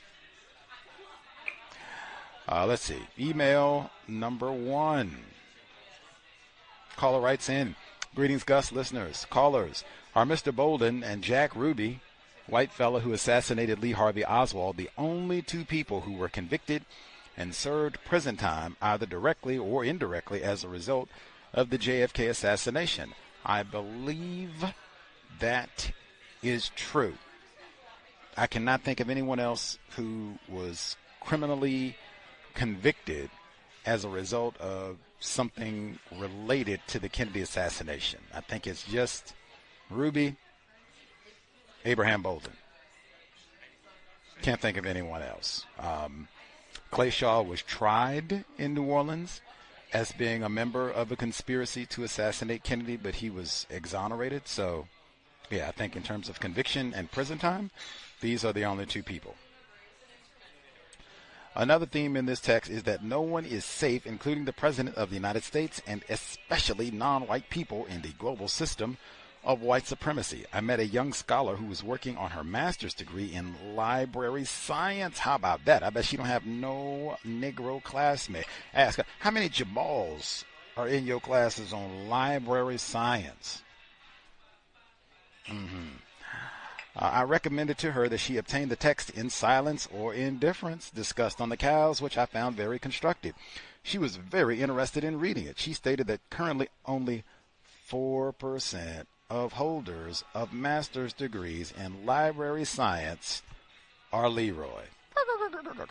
She mentioned that she has met with a lot of racism in that profession. Stop all that lying, you old, lazy, no-count nigger woman. You know you just been not studying and not keeping up with the reading, sitting there blaming white people and being woke in 2020. I'm talking about racism in the library. That means you're getting racist white women? Stop lying, blaming whitey. Reading is more important than watching television. Sure enough. Chapter 18. There was an awful stench, and the sounds of muffled screams and sobbings filled the corridor. Isn't that like in Silence of the Lambs? Remember that one? Anthony Hopkins. The psychiatric ward. Medication time. Come on, boy. We ain't got all day. Draw. You can either take it the easy way with this cup, or we can give it to you in your rectum. Hind parts. Horrible living conditions, homoeroticism, using mental illness as a weapon, drapetomania, just another form of slavery. I told all of this is in Protest Psychosis. Jonathan Metzl came out like 15 years ago, but racism in psychiatric care, mental health. Dr. Welsing talked about some of this stuff, a lot of this as well. This is the right time she was coming along. The Kenzel, too. Kenzel stopped me. Just relax, Abraham. With that, he turned, and with his soft, delicate steps, I think the same doctor with the soft hands, light-skinned black dude with soft hands and a soft step, boy. That's Let me continue. I think Abe is implying some homosexual behaviors with Kenzel. I don't know. Maybe I'm reading too much into this. I mean, everything's soft. Soft hands and soft step and light skin. He just is gentle. Not that you should, suggest or equate gentleness, soft hands with so-called homosexuality. Anywho, number 3. Nicholas and Kenzel were black males. My mother used to have a saying, feeding Uncle Tom's with a long-handled spoon. Come on.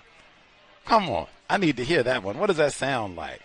You got to watch old Uncle Tom. You got to keep him at a distance, because Tom, he'll get you now. What kind of spoon you use to feed Whitey?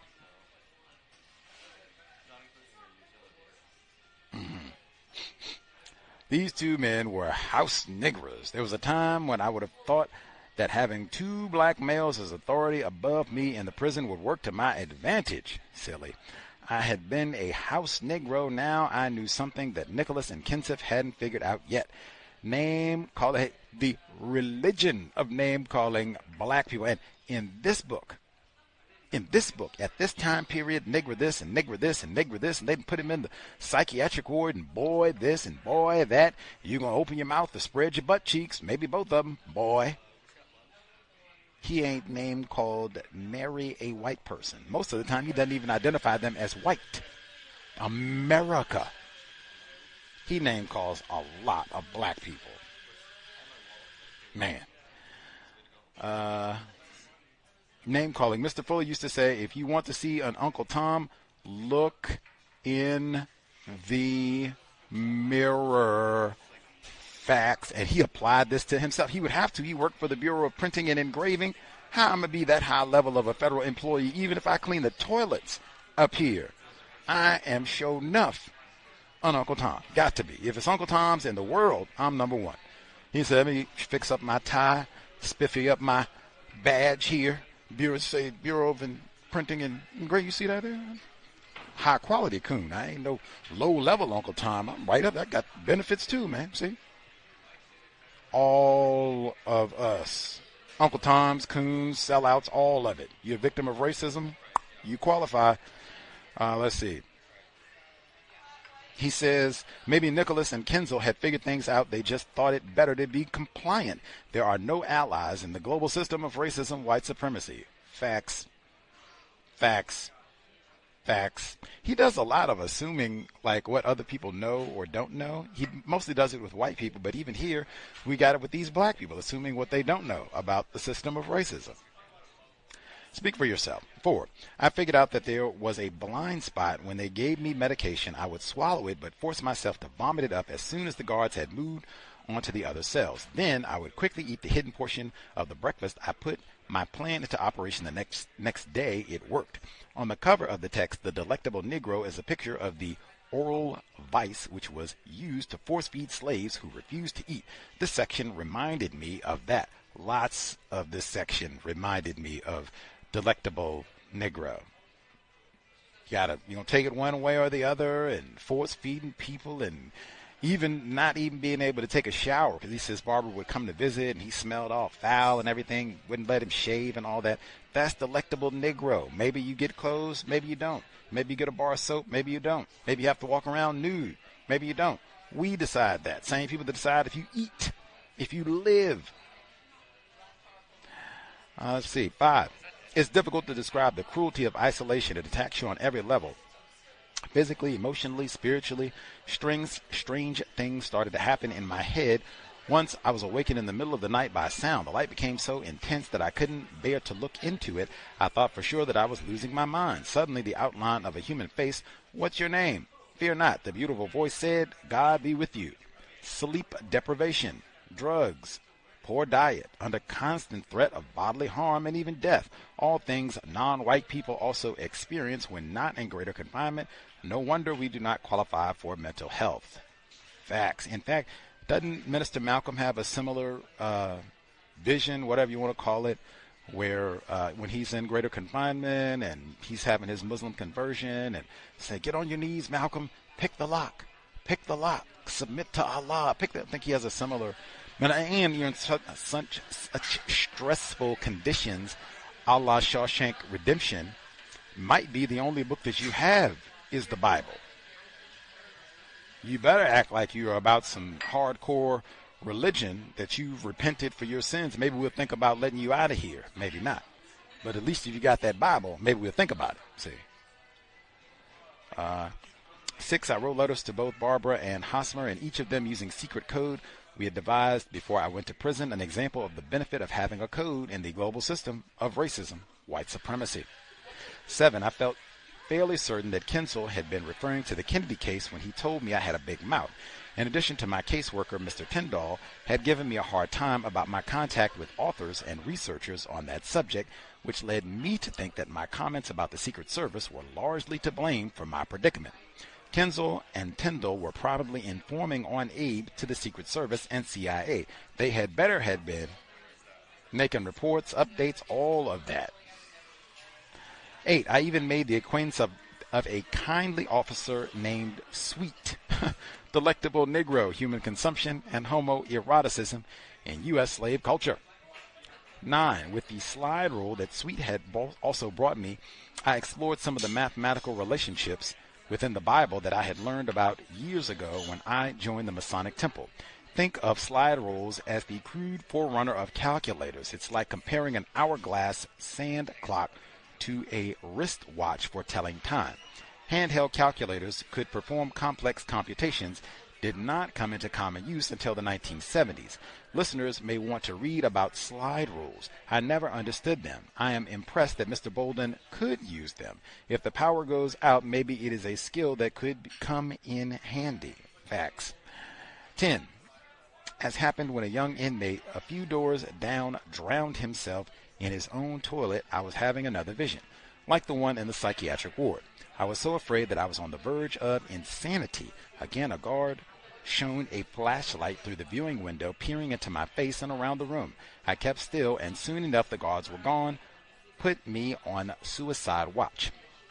Was it suicide or murder regarding the toilet suicide? I suspect inmates who are murdered, a shank, improvised knife is usually involved. Suicide is one of the most common causes of death for inmates in U.S. prisons. I've never heard of that before, but wow, yeah, was it suicide? I don't know. 11, Julius Nichols, the chief of classification, had died the night before. An apparent suicide, argument with his wife. He threatened to kill her and even shot her. Nicholas is dead, hanging from the ceiling. His absence from the committee meeting derailed the process of getting me committed to psychiatric care and thus saved my life. Prison correctional officers have one of the highest rates of suicide, maybe as much as 39% higher than the general population. Mr. Nichols was not a correctional officer, but I suspect working in that environment is not good for one's mental health. Will you make it to 60? Many correctional officers do not. 12. On September 25, 1969, with just 4 months to go before I would have completed my entire sentence and been freed from any further obligation to the government, I was granted parole. Of course, by paroling me, the government could keep me under their jurisdiction for another 2 years. You are going to be monitored for the rest of your life if you do something they don't like. Fact, sometimes even if you don't do anything. Epilogue. Of the key players in my drama, Agent Cross left the Secret Service shortly after he went to prison.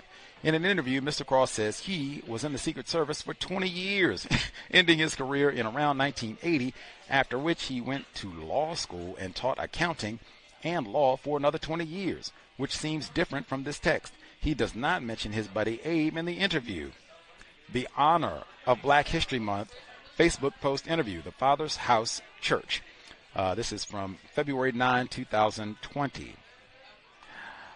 2. In its final report released in March 1979, the House Select Committee concluded President John F. Kennedy was probably assassinated as a result of a conspiracy.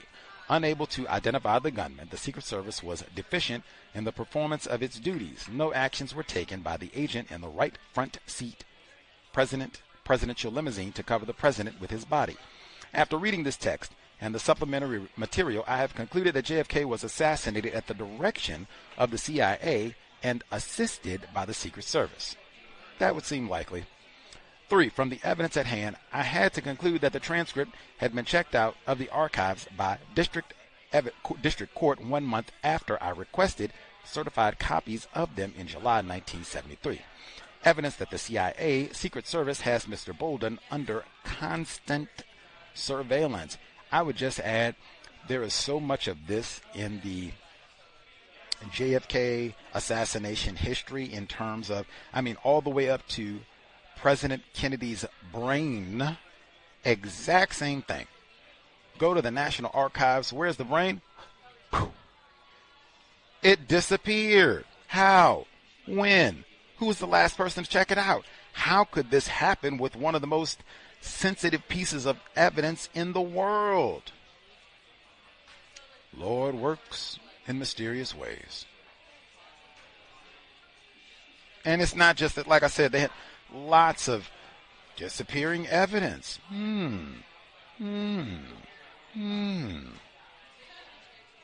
My problem was that I had neither the training nor experience to work the system according to the rules and regulations, and I could no longer afford to pay a lawyer to do it for me. Judge Hart denied the motion in October 1995. Suspected racists are always bragging about their pro bono free legal work. None of them could have assisted him. I guess this should come as no surprise. It's the land of Chicago. They got Northwestern right there, University of Illinois. They didn't have any attorneys step in. We got you, Brother Bolden. We know what you've done, service for our country and all that, and we're Kennedy fans too, and, we got you, Brother Bolden. We're going to help you get this file. Nobody? Disgraceful. 5. I could have accepted punishment gracefully. I could not have accepted punishment gracefully, knowing that my only crime had been to hold my fellow agents to the same standards I set for myself, and which our government and president expected of us. VGQ. Wait a minute, Mr. Bolden. I'm confused. Didn't our so-called government, law enforcement, lawyers, judges do all this to you? Yes. Yes, they did. He says he loves America. Victims guaranteed, qualified. I'll nab a few of my notes and then get our other callers as well. Just quickly, I would love to do some of the research on some of these psychiatric wards and like the history of racism and abuse, probably sexual and all other forms in these facilities. Even the lack of windows. As someone, where you going for your Friday night? I'm going to my houseplant class. need windows, or I guess grow lights, but I'm going to assume if you're in greater confinement, even a psychiatric ward, they don't have grow lights, at least not for Kenny and the other inmates. So, windows, can't even get no natural light, can't even get no fresh air. They just got you in the dark, metaphorically, physically, all that. They just put you in a dark place. Let's see. It said the guards took my belt and shoelaces and put me in a small, dark cell. Let's see. But it did have a window with fresh air. Wonders never cease. Let's see. We already went over the medication, rectum, mouth, make a decision. Long handle to feed Uncle Tom's. House Negroes. Mr. Fuller used to point out, where do you think the house Negroes came from? Let's see. Seeing visions. All this medication, and even to make him crazy. If he ever gets out, he won't be able to talk or remember anything. You know, he'll be hooked on whatever we've given him. Love that he kept his mental acuity up. Doing different exercises and things, the slide rule, all of that. Brilliant. Let's see.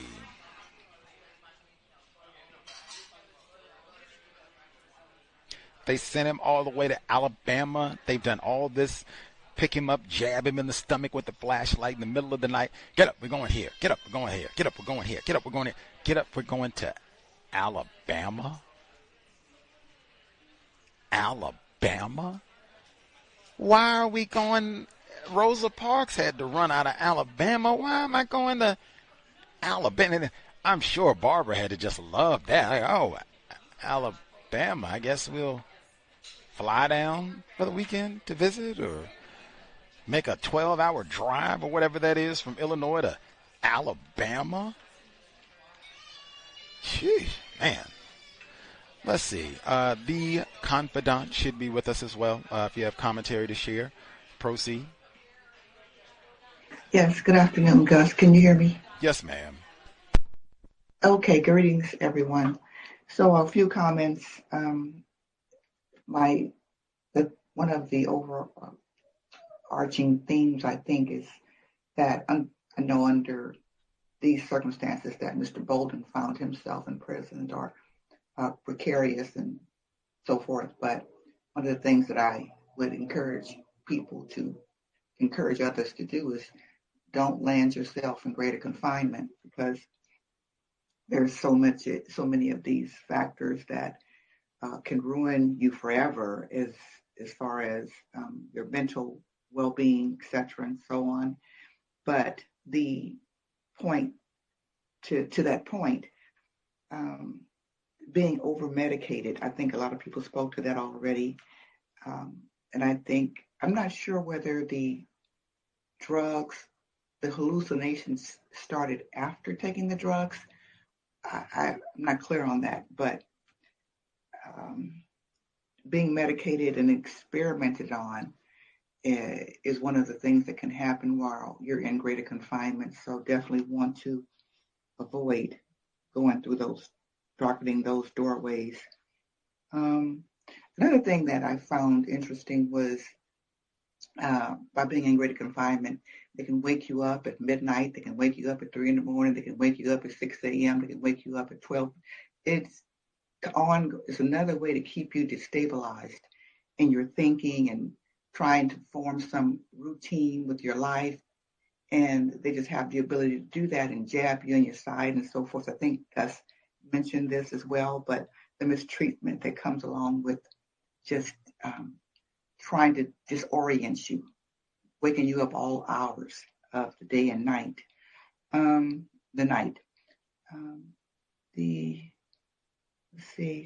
The terms used by I think Kenzel, he's saying how Kenzel had told me I was paranoid. And these labels that they pin on you, and you begin to wonder yourself, I would imagine that, maybe I am. Maybe I am crazy. Maybe I am suicidal. That must be why they're watching me.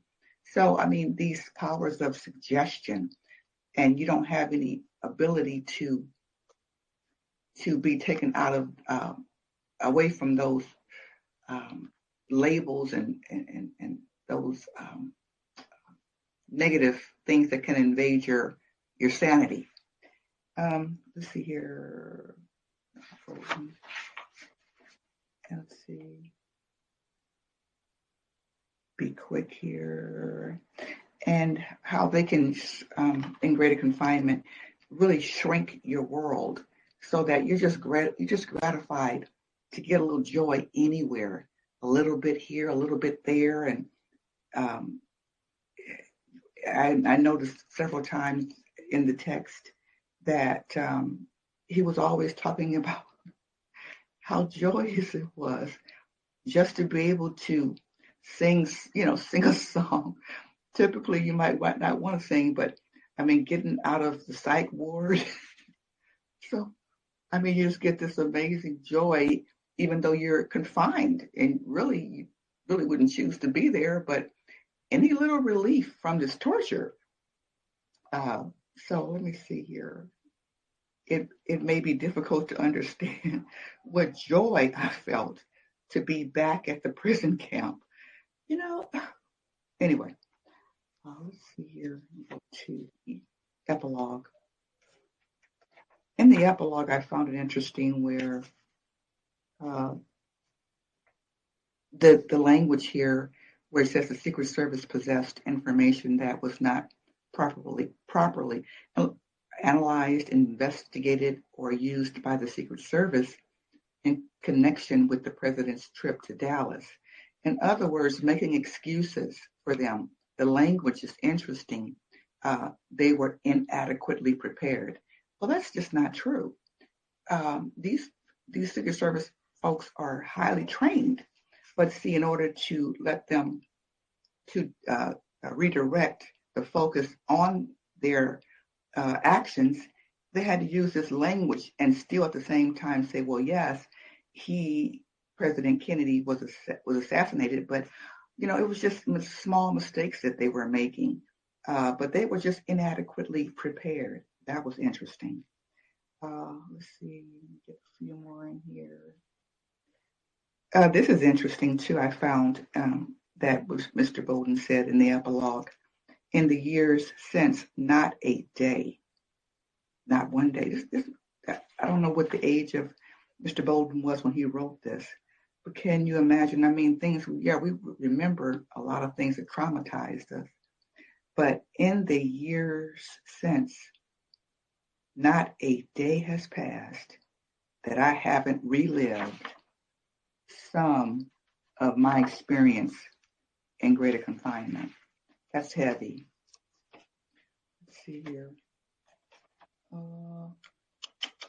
And then finally, I would say that the loss of all of the transcripts, etc., evidence of their mistreatment and misdeeds, to say the least.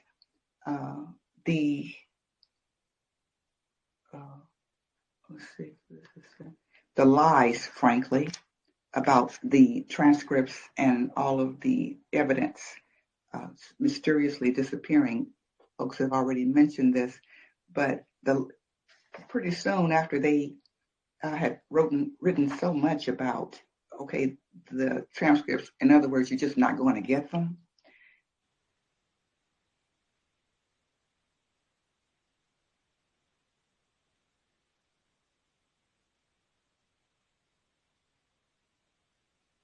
Reasons why the transcripts are gone, but the bottom line was that they didn't intend for him to get them.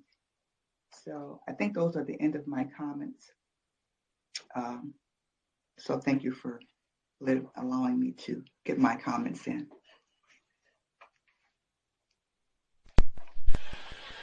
Much obliged. The confidant.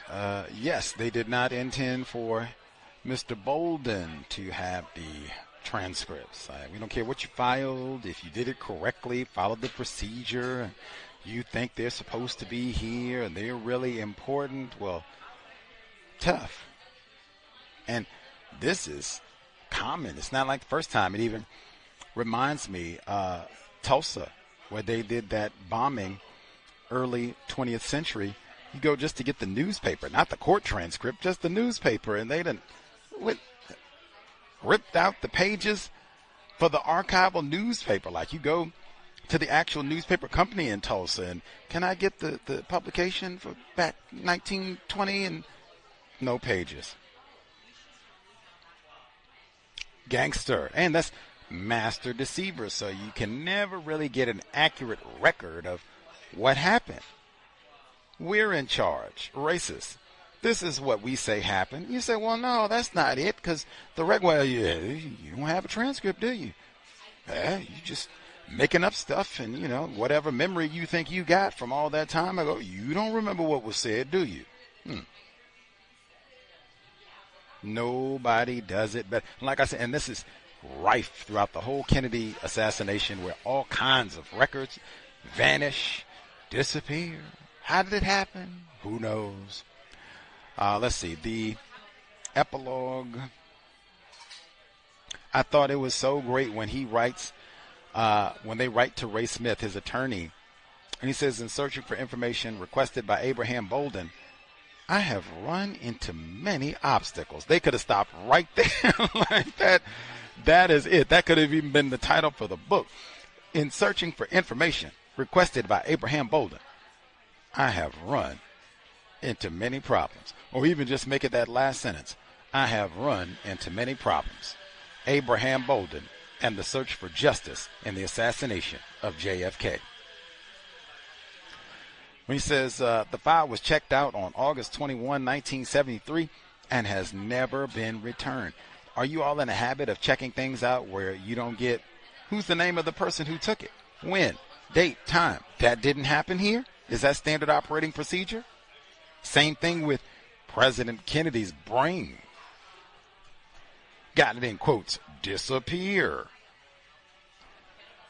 Let's see. He said, the gentleman that is tedious and hard work doing all this looking, he said a gentleman named Wally is currently searching through the old paperwork, and he will let me know if he finds it. Like, what? Who is Wally? What is so informal? Like, just, well, we got Wally, and he working on it. He's a good fella. He's been back there about 50 years now. We love Wally. I guess Wally didn't find the transcript.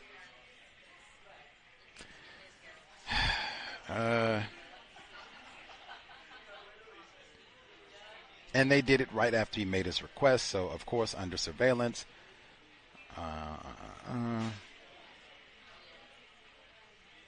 And then they find the transcripts to still deny Mr. Bolden. Tacky. Let's see. And of course he does not have the funds to go out and get more white attorneys or George Howard all over again to be mistreated and them to come up with new excuses to not give him this information. Doesn't get any better than tacky. Anywho, he does have a note section at the end of the book to go and evidence everything that he's saying here, but just, man, when he talks about all the sacrifice and he would do it all over again, hey, that's stand by your work. Made my decision. This is what it cost. I would do it again. Right on, Mr. Bolden. Right on to his wife, Barbara, as well. He seems very pleased with his children and how their life turned out. But, wow. I wish I had known more about Mr. Bolden when I first became interested in the JFK assassination, because I could have read his book a long time ago and looked at some of the other information that talks about his involvement in this case and the racism that racists at the CIA, Secret Service, other government agencies, racists killed Kennedy. That's one of the big ones that my takeaway from all this, because I don't think most people, that's not the way that they talk about it. It's right-wingers and all that. You got these hard-line extremists, and white supremacists, racists killed JFK, and then set up Abraham Bolden, and then killed Dr. King, Fred Hampton, Mark Clark. Probably the same people end up with Jonestown, which again, that House Select Committee on Assassinations, where they say it was a conspiracy to assassinate JFK, that was happening in live time in 1978 November, when Jonestown happened November 18, 1978. Some of the exact same people involved. Anywho, much obliged for the folks tuning in, hopefully worthy of your time and energy. New book for next Friday. Actually, I don't even know, because next Friday, Gus T will be at the Seattle International Film Festival 51st edition. So I don't know. I'm doing the film festival correct this year. I've already seen a bunch of films, lots more to come, and it will get rolling official next week. So next Friday, I'm going to the film festival all day. We might do the book club, we might not, and I have to pick a new book. I thought I had it all selected, but I have to reconsider. I might even take that week off so that I can really ponder what I would like to read, because the book we start reading now, this is the book we'll be reading while I'm in Milwaukee. So I'm trying to pick well. But you'll have to stay tuned, have to see for next Friday. In fact, even the folks at the Film Institute conspired to not have me do the book club, because I was all thinking I was going to do book club next week. And then the press folks emailed me and they said, oh, hey, Gussie, did you know they're having the short festival next Friday? Don't you want to see this film? And it's all about local group working with youth, I think non-white young people right here in Seattle is one of the shorts. I said, oh, man, I didn't even see that one. Like, dang, I didn't know about this one. I do want to go see that. Thank you kindly. Yes, Friday. Short Fest. Help kick off the festival. Be there, be square. So I have to see if we do the book club next week or no. To be continued. Anywho, in the interim, any final thoughts? Folks wanted to make sure they get in on Echo from Dealey Plaza. Everyone satisfied?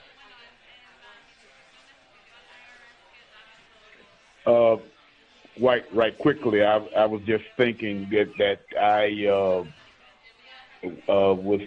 was in elementary school through most of all of those murders, starting with JFK and Malcolm and Mr. King, and I was in junior high with Fred Hampton, but I can recall all of them, and I actually did study JFK because my mom had the Warren Commission book when they were selling it. It was a pretty hot selling book during that time, and that's all I have to say. Thank you. That's funny. A bestseller which many scholars now say belongs in the dreaded F section. Fiction, because it ain't no truth in the Warren Commission report. Some of that came out in the recent release of the thousands of pages of the JFK files and why the Warren Commission was not accurate, and others saying, all of the reasons and evidence for their errors and inaccuracies. But yes, F, fiction for the Warren Commission report. Debunked, I think they call it. Let's see. We'll be here tomorrow for the compensatory call-in, 8 p.m. Eastern, 5 p.m. Pacific. Catch up on news updates from the last 7 days. And then I think we should be here Sunday for Mother's Day as well. Wacky. Not that I celebrate holidays or anything like that. Replace white supremacy with justice. But, it is so-called Mother's Day Sunday, unless I've been misinformed. I think it's also is it 40? I have to look at the calendar to be correct, but I think it might be 40 years to the day. The move bombing. Put that on Sioux Africa and filth, floor and filth. But I think that might be Sunday as well. We've done so much research on Move and Mumia Abu-Jamal, his coverage in Philadelphia and all that. But I think that's Sunday as well. You can go back in the archives and hear Pam Africa and even some of the white scholars and folks who've done documentaries and written books about Move. Go back in the C.O.W.S archives. I'll post some of that material over the weekend so people can research. Certainly, if you are, just like we've been saying, if you're a Chicago native, you should know about Abraham Bolden, Fred Hampton, Mark Clark. If you are a Philly native, maybe even if you're just a Pennsylvania native or have some connection to the area, you should know about Sioux Africa and Move. That's another. Really, wouldn't I just mention Jonestown? Mentioned in the book we read on Jonestown. Is Jonestown a CIA medical experiment? I forgot Move in that text too. Anywho, everybody good? Nothing else on Mr. Bolden?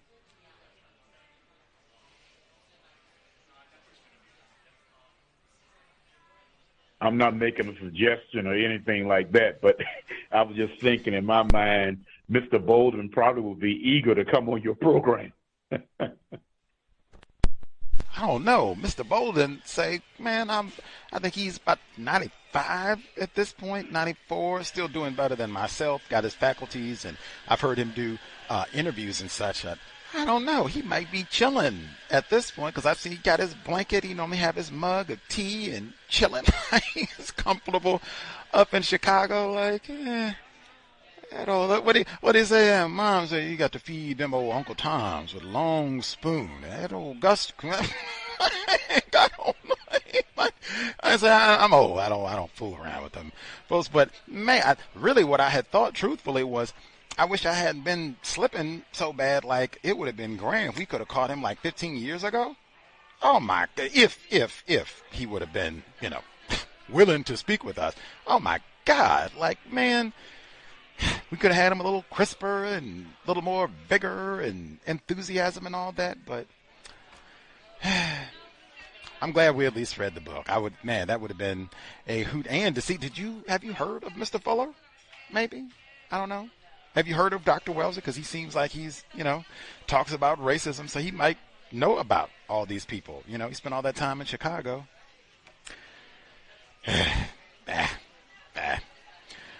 Oh, well. I'll minimum think about it. Would have been better to do it earlier, but Mr. Bolden is kind of older at this point. Would have been a hoot to speak with him. Anything else from folks? Anything else?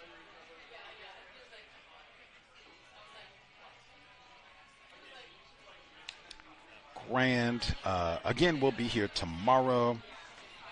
Maybe folks know anybody that's interested in Chicago or JFK assassination. Get them Mr. Bolden's book. You can support black books. It's not super duper long. They can get through it, get the racist jokes and all the rest of it in there. Might be of interest. Anywho, we'll be here tomorrow, compensatory calling. Man, do you know how in sync we are? I did not know Chicago is so close to Milwaukee. Like, super duper close. Like, if I wanted easily while hanging out in god-awful Milwaukee, like, I got to get out here to get water, I'm going to go to Chicago. That would be so easy. I did not know they were so close until recently. Like, oh, dang, look at the map. They're not even, wow. Really, once I found that out, that's just further reason there's no excuse for it to be this lame in Milwaukee. Chicago is right there. Why can't we drink the water and such? We got all these resources and everything right here. It's not like we're in the middle of nowhere. Oof. Anyway, tomorrow, 8 p.m. Eastern, 5 p.m. Pacific, reading more important than watching television. Sobriety would be best. Put that on Abraham Bolden. Need that brain computer, drink some water, be a teetotaler. Certainly, you don't want to be drinking with your coworkers. Creator, help us maximize our time and energy to replace white supremacy with justice. We might not get Abraham Bolden years, get to hang out, be here for 95 years, still be thinking well, writing books and all that, doing interviews well into our 80s and 90s. Might not happen for the rest of us. Take advantage of the time that you have. replace white supremacy with justice, remind us not to waste non-white people's time and energy, especially our own. No name calling black people.